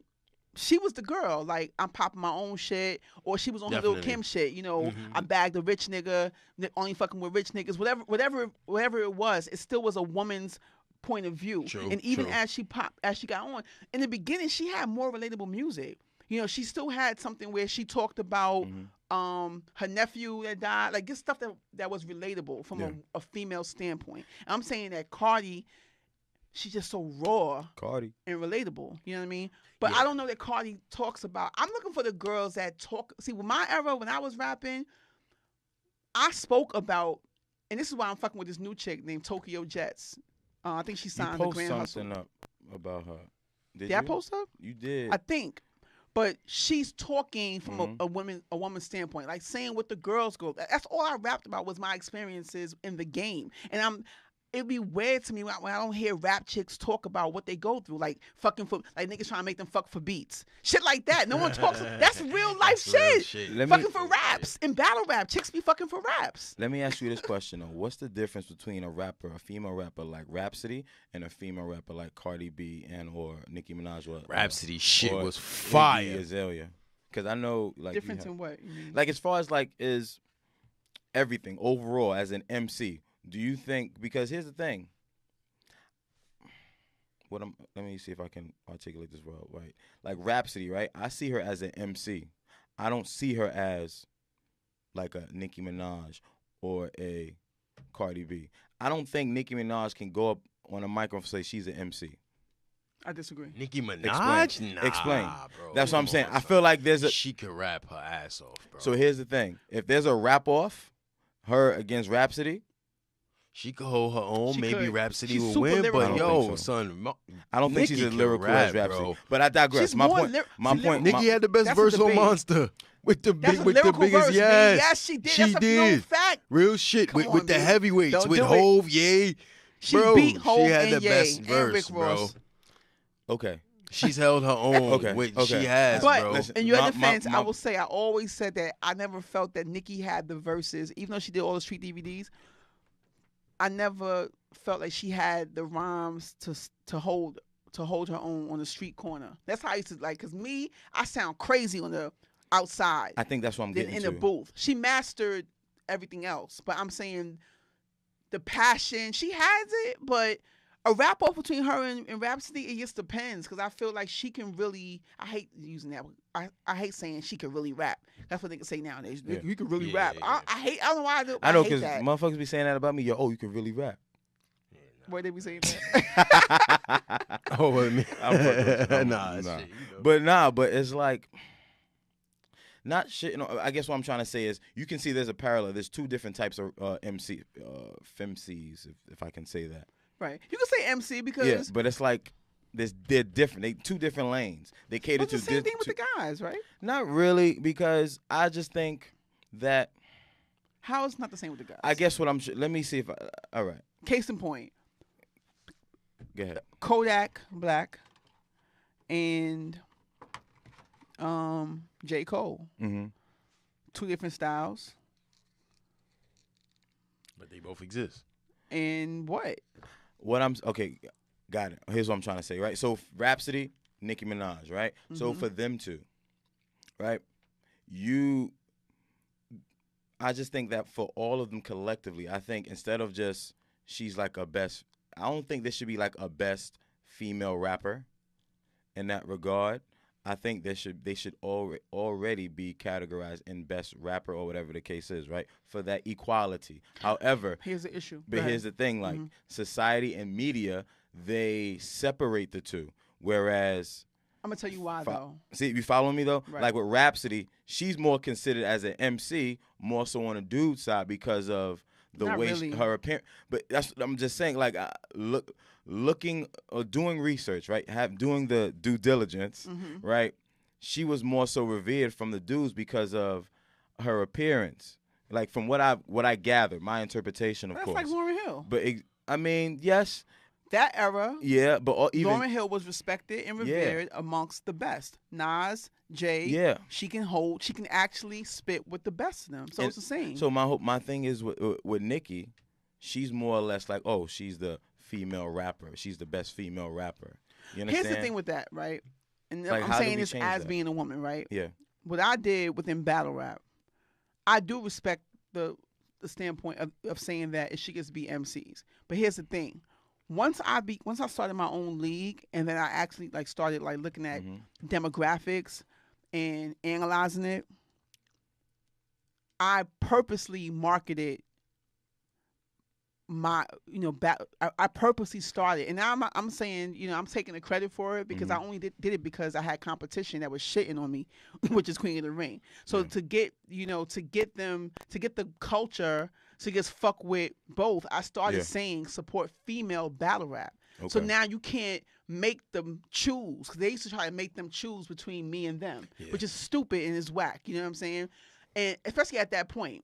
So it's just like I started saying that because when you analyze demographics, like I said, the demographic for women in hip hop, it's not the same as men.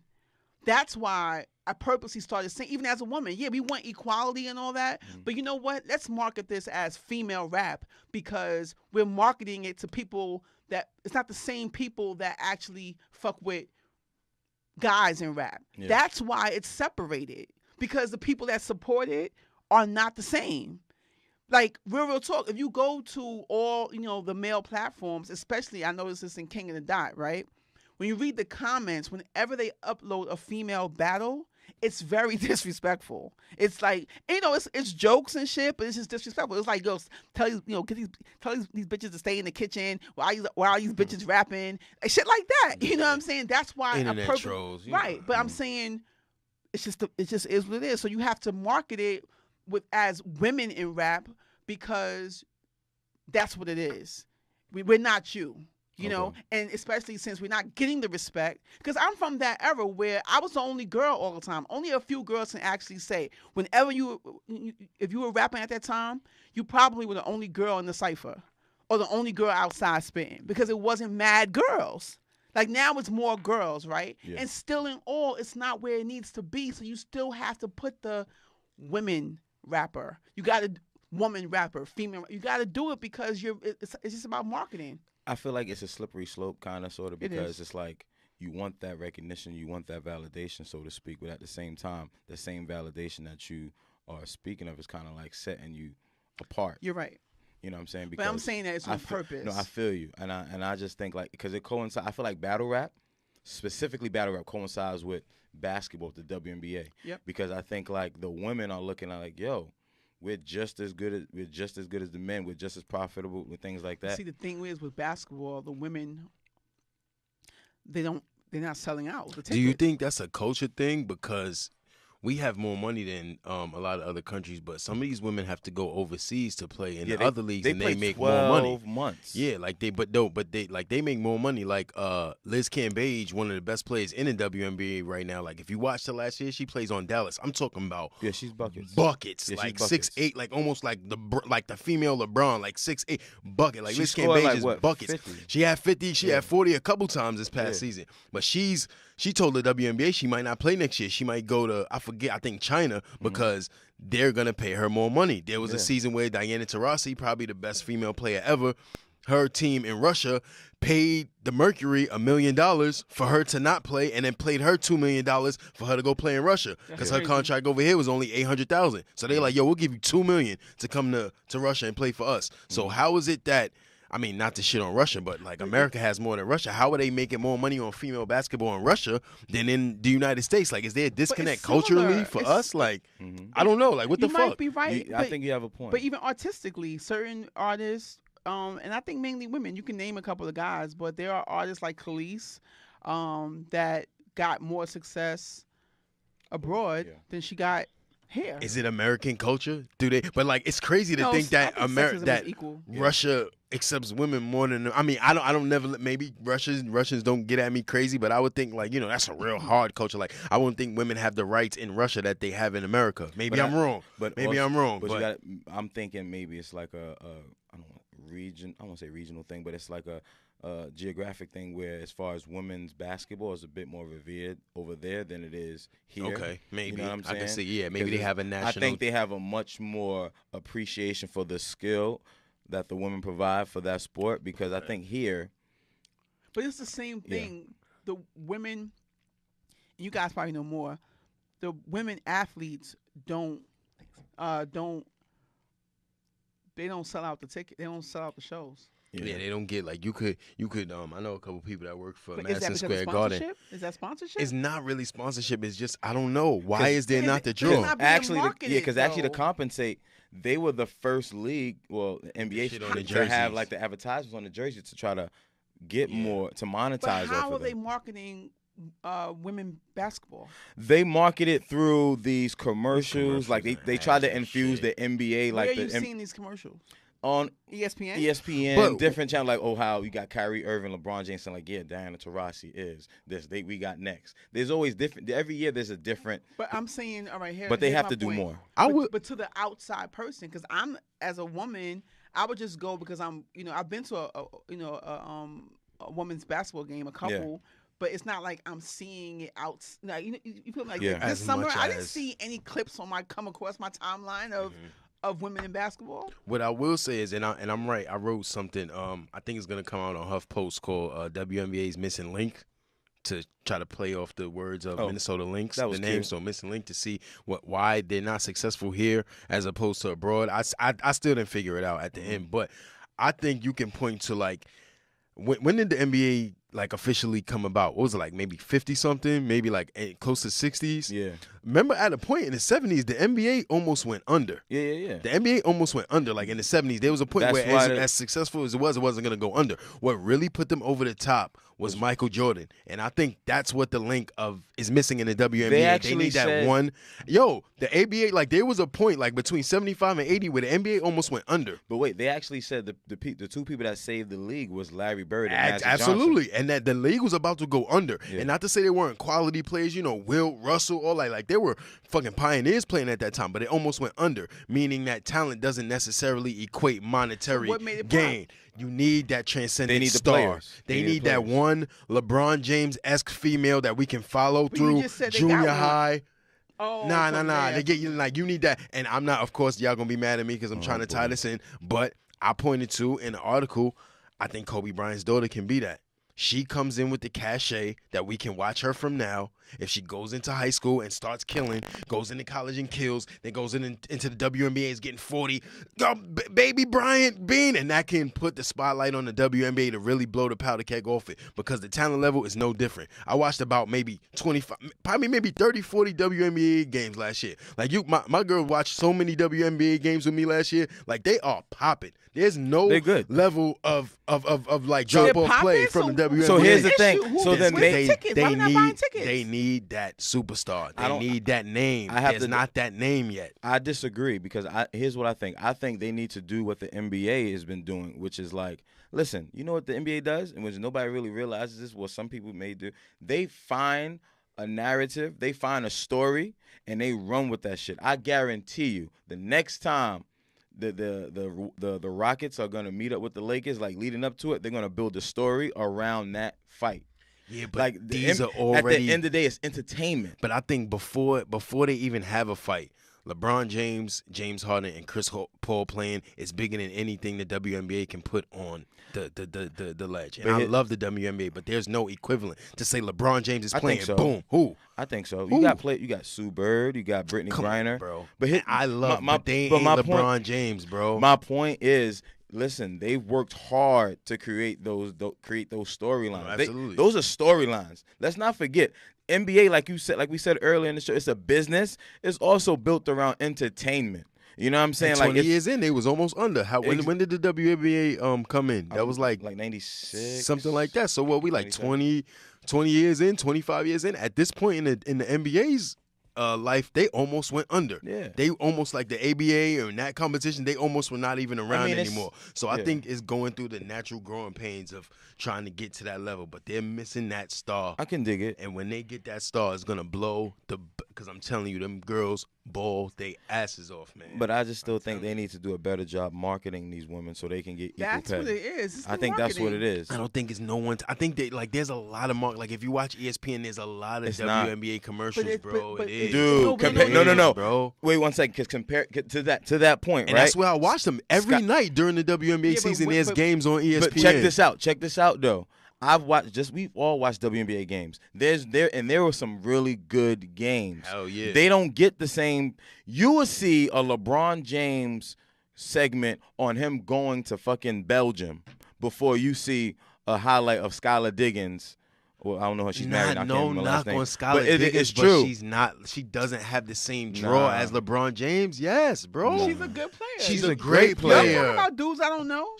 But what I'm saying is I bet you if you go to clicks or whatever, like the way to quantify the looks, they get more looks just because there's not the draw to that. Not to say they're not equally as that's good. What marketing is. You have to create the exactly. draw. Call me and that's food. The thing. Exactly. They're not. This is my thing.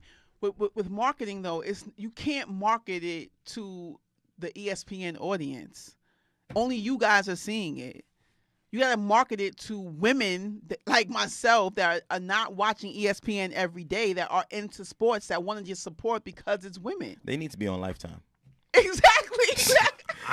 They need to be on Lifetime. Do. On OWN. They got to be OWN. on another channel. You got to market it. The money, when marketing goes, the money is where it's the people who can support but don't really. Are there NBA commercials on other channels? I don't really see. That's what I'm saying. Yes, all the channels got all the channels market NBA games. When the players are doing like commercials for other products or actual NBA games, like they show this game coming on, da da da da da. Well, do they do that? So there's ABC, there's that's ESPN, bro. TNT, that's the same. TBS. You're talking about the NBA channels, bro. I'm saying other channels that don't show the games. Channels. TNT shows the game. ESPN is owned by ABC. That's the same network. But you got so them showing that is the same thing. I'm talking about other networks advertise it? I don't but think it's so. a different demographic than the ABC watchers are not equivalent to the ESPN watchers. Yeah, but that's the same company, is what I'm saying. Yeah, but the ABC marketing owns goes ESPN. to the people watching. But they show NBA games on ABC, is what I'm saying. They don't advertise the NBA outside of places where it's shown. They're trying to benefit their own interests on no regular channels. Yeah, that's what I'm saying. They don't. ABC is not showing the WNBA. They not. So that's the whole. They do it for like the finals sometimes, but I think they did a couple years ago. But when? Like a couple years ago, they did. They came on ESPN. A couple years ago. But to the point of like this, you'll see NBA players on different channels. Like, you'll see an NBA player advertising something outside of the NBA. But here's the thing. That's where I feel like the marketing should – they have the stars. They just have to market them right. They have the stars. They do. Like, Maya Moore, she's with Jumpman. You know what I'm saying? Like, she was on Uncle Drew's, the Pepsi she's one of the players in one of those commercials. Lisa Leslie. Like, they have the stars. You know what I'm saying? It's just a matter of them marketing them the right way. I think it's equally as good. I think they need the draw. They need the initial draw. They need something that's that captivating. I don't think any of the WNBA players' stories are as captivating as, like LeBron. They need We don't know draw. because they're not marketing them. I know them, though. Like, I know these girls. Like, I know Elena Deladon went to Delaware and played. Like, I know that. I don't think that's as an athlete yourself and as someone that watches ball, right? You actually saying – it's the same thing with female battle. This is what I go through. This is why I'm focusing on marketing, right? You actually saying that the games are dope. Hell yeah. That's enough to market. You don't need the super breakouts. The breakout star will come. But just to market, they should be able to market dope games just because they're women. But what I'm saying is, I think like Homegirl scored 50. And I always bring exactly. That's crazy. Liz Cambage is crazy. Look Liz Cambage up. Why wasn't that going viral? Why no one posted that this woman scored 50 points? I think, again, and I hate to always bring it back to that, but it's like, you feel me? You're not gonna put $1 million of marketing into something that's only gonna make you the $500,000. I think that's what it is. They like, we're gonna put as much marketing into us to try to get. They barely break even. True. You ain't lying. That's the way marketing was done from back in the day with movies. I think it's a little bit different with sports. Like, X amount of people is gonna watch Warriors versus Lakers. X amount of people is gonna watch that. Like, I don't think the NBA has that draw. I think some people need to just focus on it. Yeah. I think we got to do a better job of marketing. I don't even think WNBA. I think we need to market these stories of the high school girls playing. We need to get stars like that, because LeBron James, we knew him way before he touched the NBA court. We knew Kyrie Irving way before they touched the court. I think the marketing needs to be done before it gets to the WNBA. I'm not even going. We need to connect to these girls before that. But they do that for the men. Yeah, absolutely. That's what I'm saying. Yeah. We got to do it before. They don't do that for the women. I mean, if you follow it, you'll see some high school sport highlights for women. Yeah. But it's not to the point where I'm like a casual fan will see a high school, prospect. Yeah. I don't know him, but it'll come across my timeline. Yeah. I'm not seeing that for women. Shit, Epiphany Prince scored 100 when I was in high school. And it also comes. And you ain't hear none of that shit. ESPN should have had that. Epiphany Prince scored 100 points tonight. That shit needs to be on ESPN. Crazy. Exactly. 100. Like 100. Even on News 12 or all the other channels that actually cater to high school sports. Yeah. You don't see that. It's not highlighted. It's not marketed the same way that men are. But it also comes, and I just thought of this, it also probably comes to the point of interest. There's a lot. There's more men, more boys, young men, whatever. They're playing basketball, right? And they're just interested in NBA, NCAA, rather than the women's side. There's not too many women playing basketball, and that comes from I guess I don't know the makeup of Is it? And it goes back. It's not too many. It's not. I mean, comparison as far as interest. I mean, if you compare that to the men. To the men's side, it's kind of like, you can find. It goes back to the sexism. Yeah, that's what I'm saying. It plays to that point. You don't expect that of women. You want women to be doing girly things. And then that's probably the reason why the numbers are where they are as far as the WNBA, which is crazy. Because for me, I felt like it was on its way up. Because I remember when I was coming to playing ball, Shamika Holsclaw, Shannon Bobbitt, you know what I'm saying? Those names, I was like, what? Nice. Cooper. Cynthia Cooper, Cheryl Swoops. I ain't going front. I'm not even going to hold you. Cheryl Swoops had one of the most illest Nike shoes ever. Oh, hell When I found out I couldn't get them in my size. Oh, yeah, your feet too big, dog. They ain't making it one size of that size. This shit was fire. I got to look them up. Them joints was fire. Yep. I know the ones you talked about. They was definitely fire. I do have the first woman's Flight Posit. What? Remember those? They were hot pink and black. Yep. The first women's Jordans, I think when the 13s came out, the white and black ones around 98, 99, them shits was fire too. I'm not gonna lie. I don't know where those. I mean, they come out with a couple women's kicks that's dope. Them all red 8s that drop. Real talk though, those what's the names is fire, but the price, the remarket on those is just too crazy. And they fire. The Serena Williams Air Max joint. I haven't seen that. They're $900. Like. Excuse me. They're charging like $7 to $9. Yeah, I'm not even gonna hold no you. Shoes. That's not sneakers, retail, of course, but I think retail is like $2 something. Like some shoes, I pay $2 something for it. Some shoes you just wear and like you just gonna stunt. These like Balenciagas though, like whenever I see them ugly ass shits, them high tech Skechers. Like not those, but I like that new market.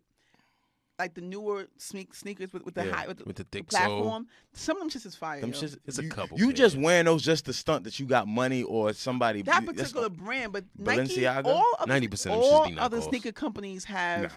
All the sneaker companies have started making a shoe like that. Yeah.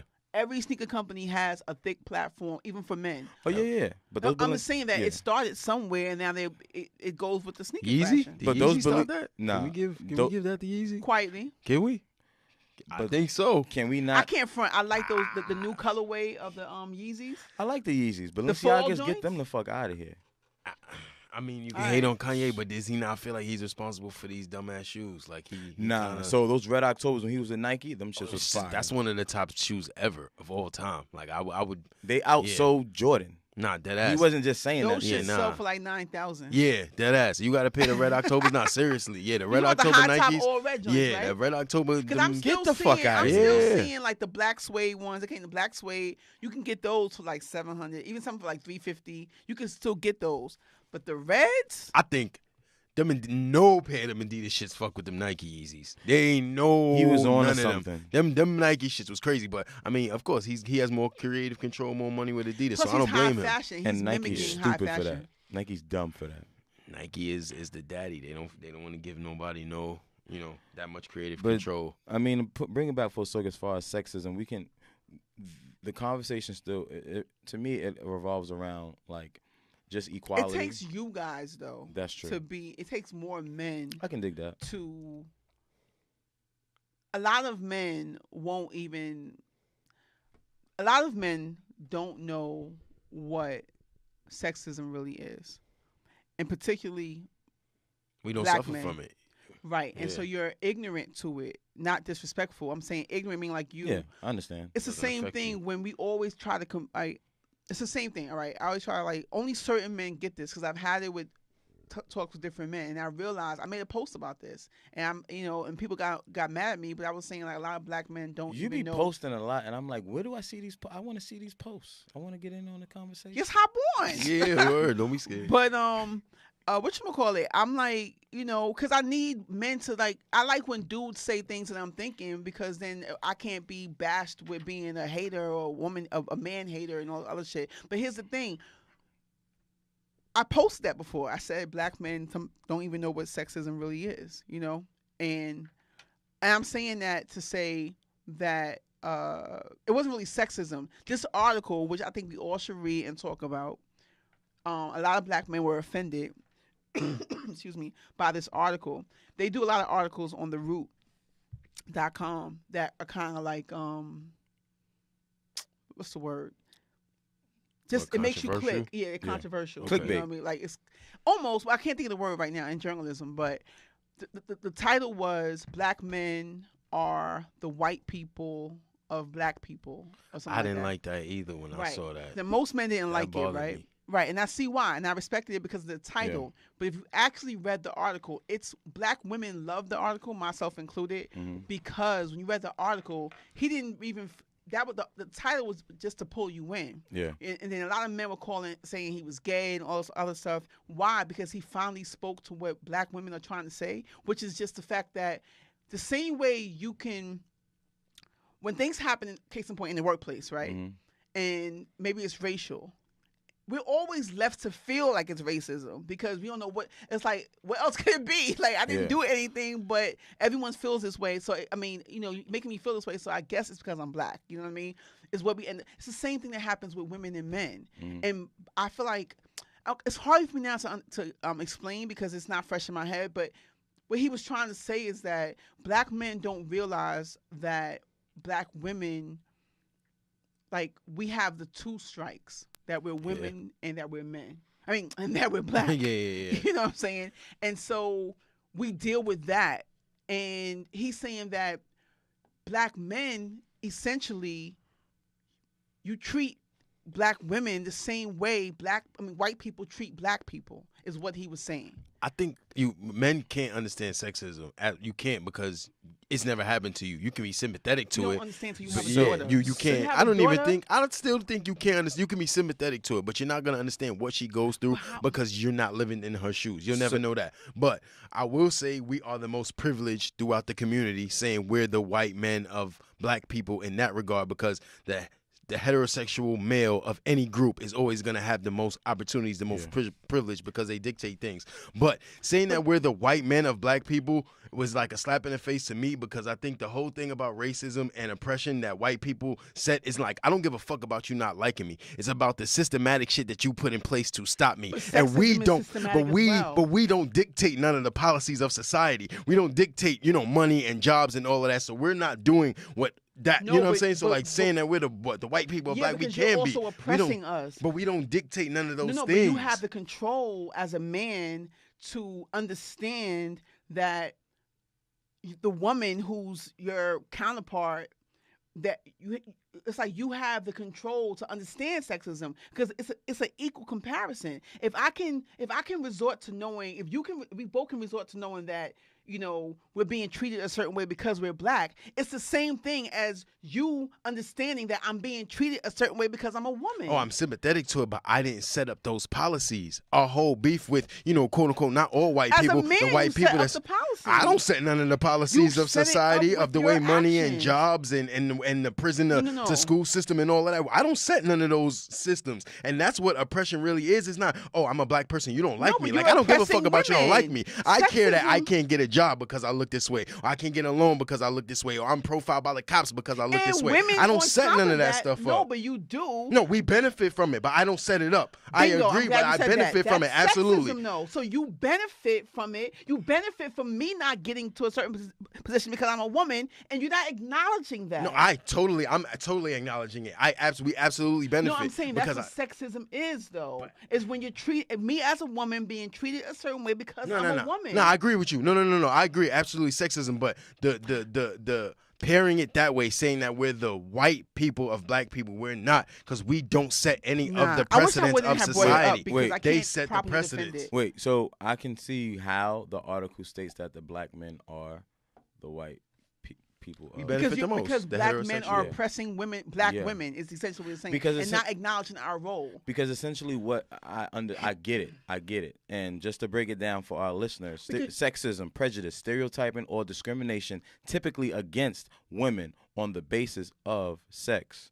So to Raine's point, because what he said is the truth. Yeah. To even admit that, you have to see it, because most men can't even admit that you benefit from sexism. No, absolutely. What I'm saying is men the don't beef. Realize, that's the gut of it. Men don't realize the benefit. The same way You white have to people don't realize the benefit of their privilege. You have to realize it's the same thing. Like, you realize it or you act stupid like you don't realize it. But you realize it's the same correlation. Because you can equate that to like even sports, what we just talked about. Like you putting up LeBron James, say he's the face of the NBA, the face of the WNBA is what you can say for shits and giggles.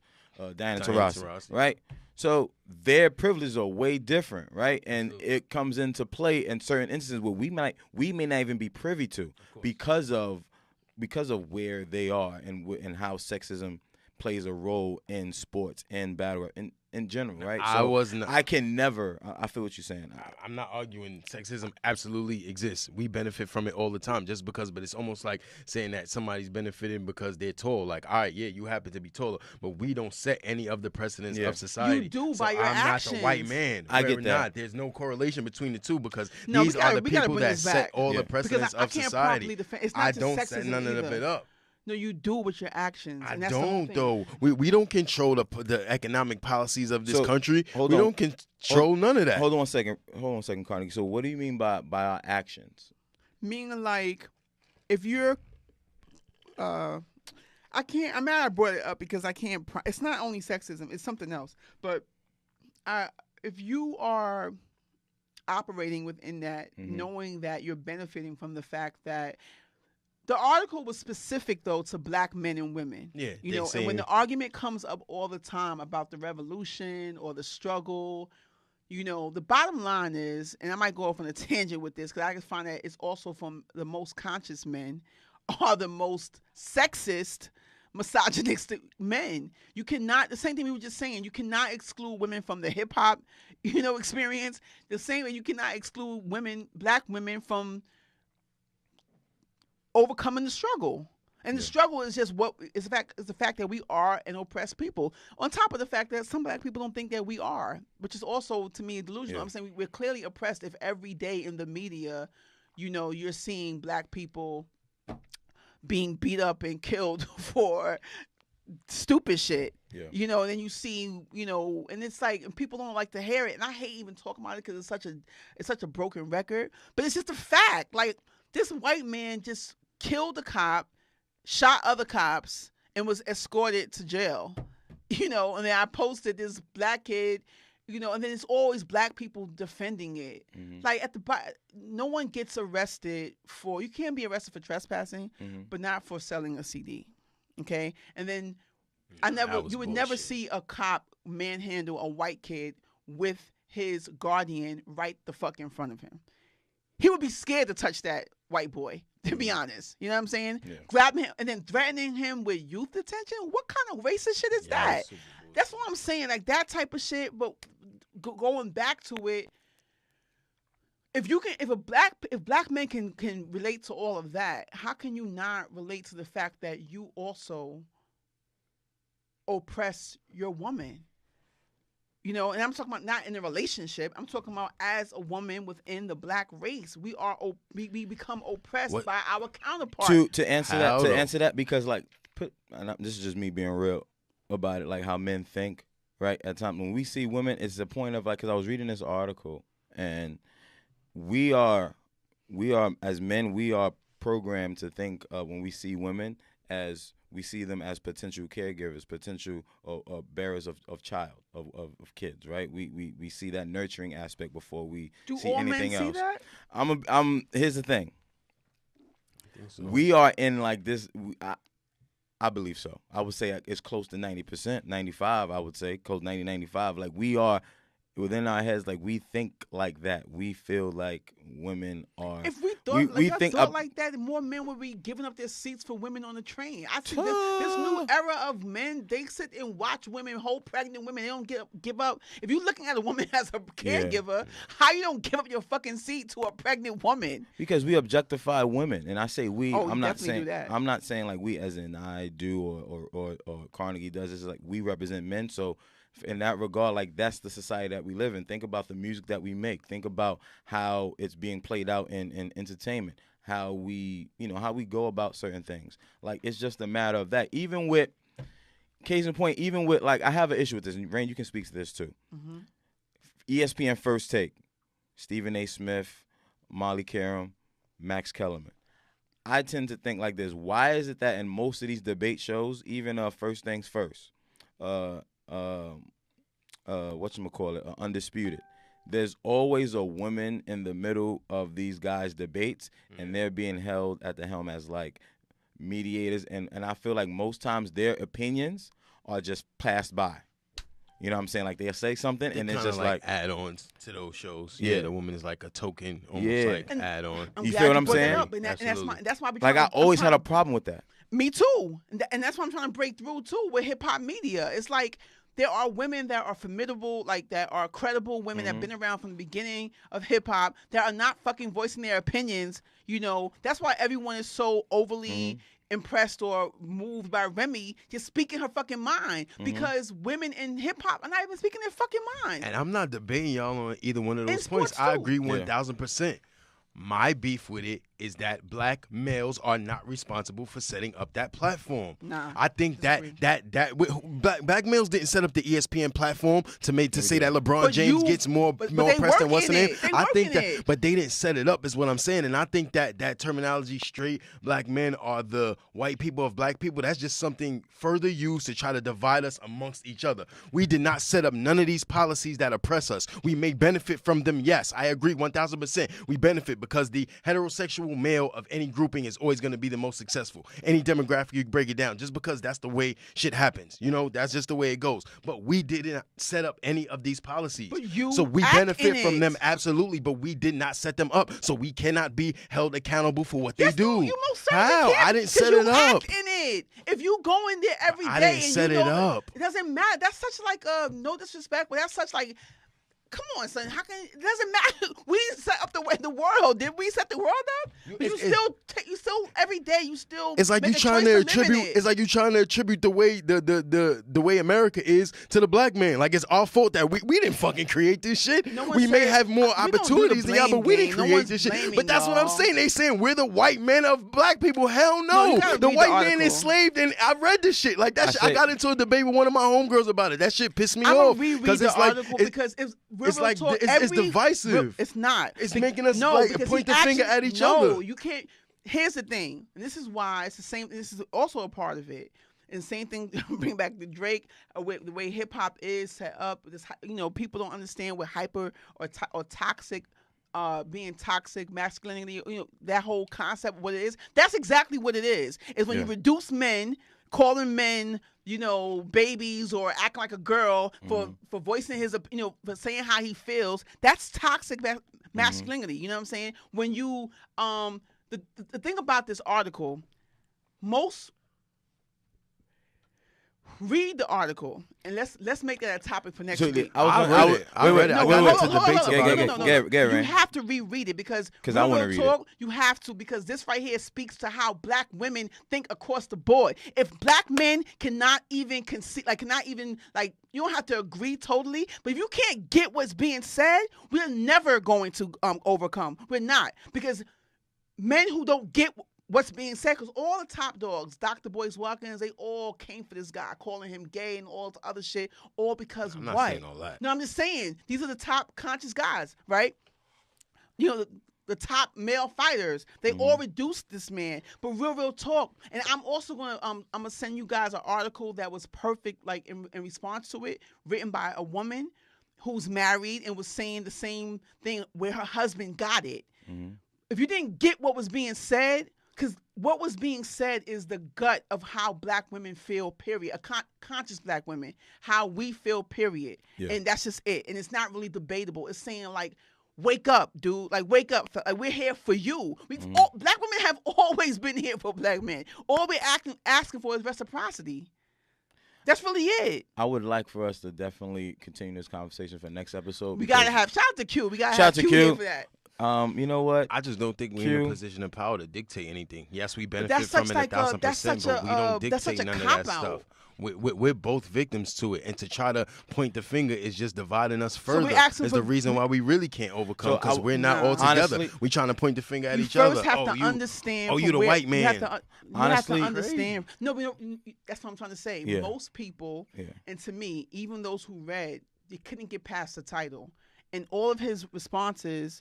It's more of a response to the title. It's not to what he said in the article. I'm saying to you, Raine, I would like to read both articles so that way I can be more informed with what exactly the message is the message that's being sent. So I can be more informed, because I'm open to that, because I know there's certain things within myself I don't really have a great view on as to why men subjugate women at times in different aspects of life, and that's a big problem in our society, which we're raising our young men to think the same way we think indirectly. You know what I'm saying? So I can speak to that, but I definitely would like same to thing with black men not understanding rape culture. Yeah, men not understanding rape culture. Like what rape culture is, when you like condone a certain shit that may not necessarily, you're not raping a girl, but it's rape culture. Like you're forcing shit on women. You know what I mean? And then you try to act like a lot of that shit. It has to be defined so you can understand. It's not trying to like blame you for shit. I don't I'm past that point of pointing the finger. I haven't done that since my 20s. I don't point the finger. You know what I'm saying? It's not about blaming. It's about acknowledgement. I didn't implement, and I don't think we as black men implemented any of the policies that oppress black women. It's irrelevant. At all. So I'm not mad at white people because, you don't like me because I don't give a fuck about that. I care about the shit that oppresses me, that I can't go in and get a job because of the way I look, or I can't go get a loan because of the way I look, or I'm profiled by the police because of the way I look. I didn't implement none of those policies, so I'm not paying the bill for that dinner. Yes, we benefit a lot because as a male, you may get looked at for a job at a certain place over a woman, or, there's a lot of shits that I'm going to get because as an advantage, something that was out of my hands. I didn't ask to be born a man, but as a black man, I did not implement none of the policies that oppress all of us as a people. I'm not responsible. The implementation is irrelevant. Let's table this discussion for the next episode, because I would definitely want to extend more time on this, because like I said, send me those articles ASAP. I would definitely. I'm gonna find the other one, because the other one really spoke to what it was a better response, because this guy, I can't think of his name right now, but he got jumped basically. I would like to also, to segue. Call him gay and all that. That was stupid. Yeah, to segue into what you said about Drake. Let's talk about it. No, because I'm laughing at you because we. You know why? Let's just get right into it, man. The Pusha T interview. Here's the thing, I only watched most of the 45-minute. I listened to the whole thing. Not the whole thing yet, so I can't. Go ahead. All right, I want to say the same thing I said before. I really and truly feel like what Drake was saying was misconstrued. He did not say, like.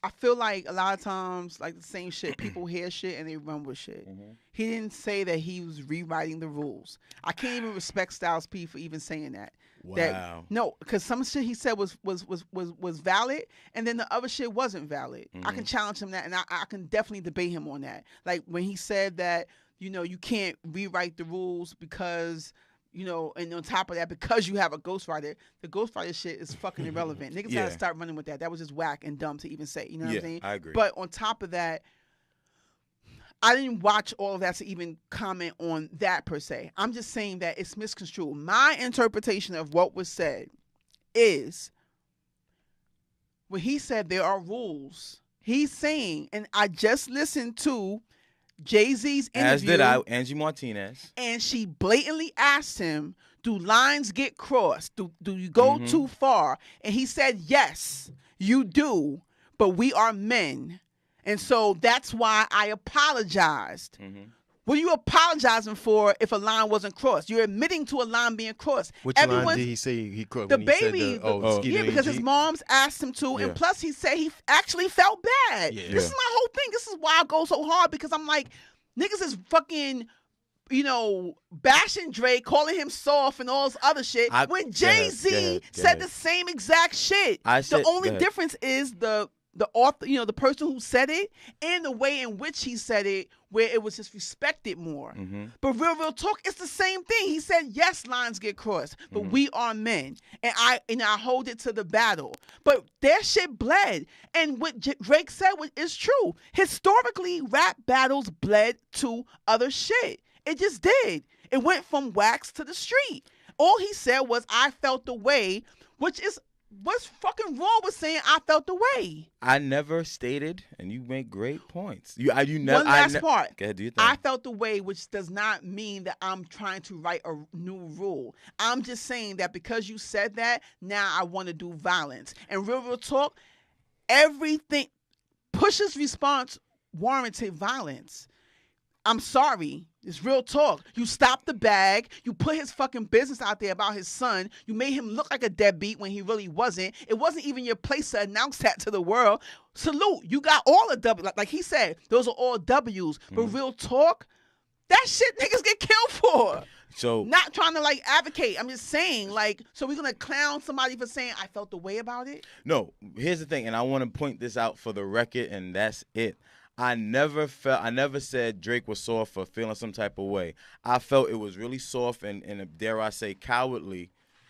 I don't want to say coward. No, fuck that. I'm saying cowardly for him saying, oh, there are rules to this shit. The reason why I felt he went that route because he knew he took a massive loss, albeit. But here's the thing. Wait. Everybody has a threshold, Rain.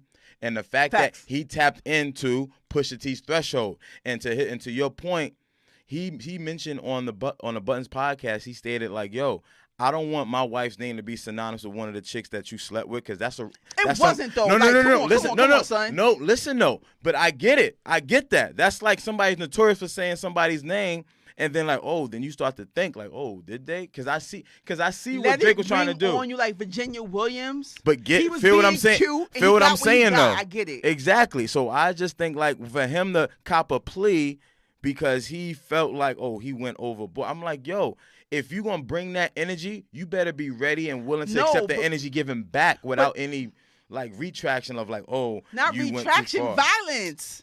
To me, that's what that said. On Drake's side. On Drake's side. He's saying, I felt some kind of way. It's like, fuck that. I don't want to fucking rap. Now I want to fucking fight. So here's What's wrong with that? So here's the thing. He should feel some type of way about his camp, because it was 40 who was talking to like a chick who pretty much disclosed the information. Yeah. She disclosed the information. He found that out afterwards. I'm saying regardless, you put it out there publicly, my dude. At the end of the day, listen, if we're gonna talk real talk, like this is where I felt Styles, is that, you know, where he said, okay, it's okay to not do it. And if niggas say now that Drake didn't want no smoke, that's respectable. Because honestly, if I felt like I'm gonna fight, or I felt like, you know, it's going, because real talk, it don't always be the artist. Yes, other His people. camp probably wanted to fight. That's why when Jay Prince intervened, he said slick shit that implied violence to me. He said pigs get slaughtered. That's violence. Oh, Jay Prince said that? Jay Prince said that when he said, you know, it was all like G'd up, all bossed up, but he said, you know, because pigs get slaughtered. Because here's the thing, it's all irrelevant. Because now it's getting messy. He said, you in the pig pen now. And this is the other thing. We got to talk more about this, about hip-hop media and where it's going. Niggas recreating history. Because with the Pusha interview, like, watching that one little clip, I'm like, how did they allow Pusha to say he don't have no idea where the beef started? No. You got to watch the whole joint because he mentioned that, it went from like they was throwing jabs and then been beefing for a decade almost. He mentioned like they was throwing jabs and then New God Flow came out and then I'm On One came out and then that's when he came on with some other joint. Like what was said in New God Flow? I don't know they've been verbatim. beefing since then. Yeah, No, but it's been a minute, and it was. He took shots at Pusha. He took not. It was more so with Lil Wayne, Baby, and then like Drake took some shots. Even before that, Pusha was getting at Wayne. Because he said he don't know where the beef started with him and Drake. It's a fucking contradiction. It was on my On One. I'm On One. It started with that as far as Drake mentioning taking shots. Because he's responding because you're popping on his bosses, so you can actually say that okay. And I respected all this when he said that. He said, oh, he was with Sean, Big Sean. He said he took shots at Sean. Big Sean, That's I'm standing by him. Yeah. I'm gonna pop back. That's respectable. That's to me is how I move. Everyone don't move like that. You know what I'm saying? He's saying he's gonna do all that, but it starts from before that. He's doing exactly what you're doing. Yeah. You popped on Wayne for mad years. Now Drake is on deck, and that's how I feel. The same way I felt like when niggas violated, I can't think it right now, but Meek was in jail, and niggas violated Rick Ross. Yeah. Nobody on fucking Maybach Music said shit. Yeah. What the hell? Who said something? Rick Ross? And I said the only person who would have said something is Meek. Meek was in jail, but I forgot who popped on. 50. Was it 50? He said something. When Rick Ross was sick. Yeah. Nobody said shit to 50. Oh, but nigga, that's just 50 trolling. I feel what you're saying, Rain, but so let's troll back. If I'm on Maybach Music and you gonna post my CEO on his deathbed and say if he dies, he dies, nigga, fuck None of them niggas want it. Why they don't want it with 50? But that's what I'm saying. It's the same concept. Pusha said he popping back. Drake popped back on the strength. You popping on Wayne and Baby. I feel you, but I just think ultimately with Pusha doing that, I just think like he did what he had to do. I don't feel no type of way as far as how Pusha handled it. Only thing with Drake, and I never felt no type of way with his freestyle, his diss record. I just think when you go on a show and then you pop a plea, pretty much like, oh, you complain about there's rules to it. When that's the only thing. I just don't like the rules comment. The rules comment, like I said, was misconstrued. I don't think so. Yes, he's saying that. And he never wished death on Homeboy. He never wished death on him. He just said, "Oh, he's sick." That's a fucking fact. He is. He never said, "I wish him to die." We gotta go back to that. Now, what he said? Go back. He said, "Tick, tick, tick." That's it. Looking like he 80 sick. He tick means you have to die. But that's not wishing death. Come on. That's counting down the clock to your death. What the fuck? That's wishing death. Come on. To be continued, B. To be continued, but either way. There's so much more to go with that. I'm trying to let it go, but I can't let people just rock with bullshit. And then you knocking him for that. The rule, I'm not knocking the rule, not you, but the rule. What he was saying is that once you cross the lines, there are consequences. And he crossed those lines, and he got what he got. And I still stand by my statement. He is S.O. He's not soft. I don't see how that's soft. He's soft for copping a plea about there needs to be rules. And he didn't say there needs to be rules. He said there are rules. So once you cross the line, I can say fuck rap. I have a right to take it to the street. That's what he was saying. Period. Without saying it. Yeah. It was passive aggressive, but it still was real. That's Drake. Fine. Episode 8. You know what I'm saying? Q. We'll see you next week. Peace. We out here. Chill. Yeah.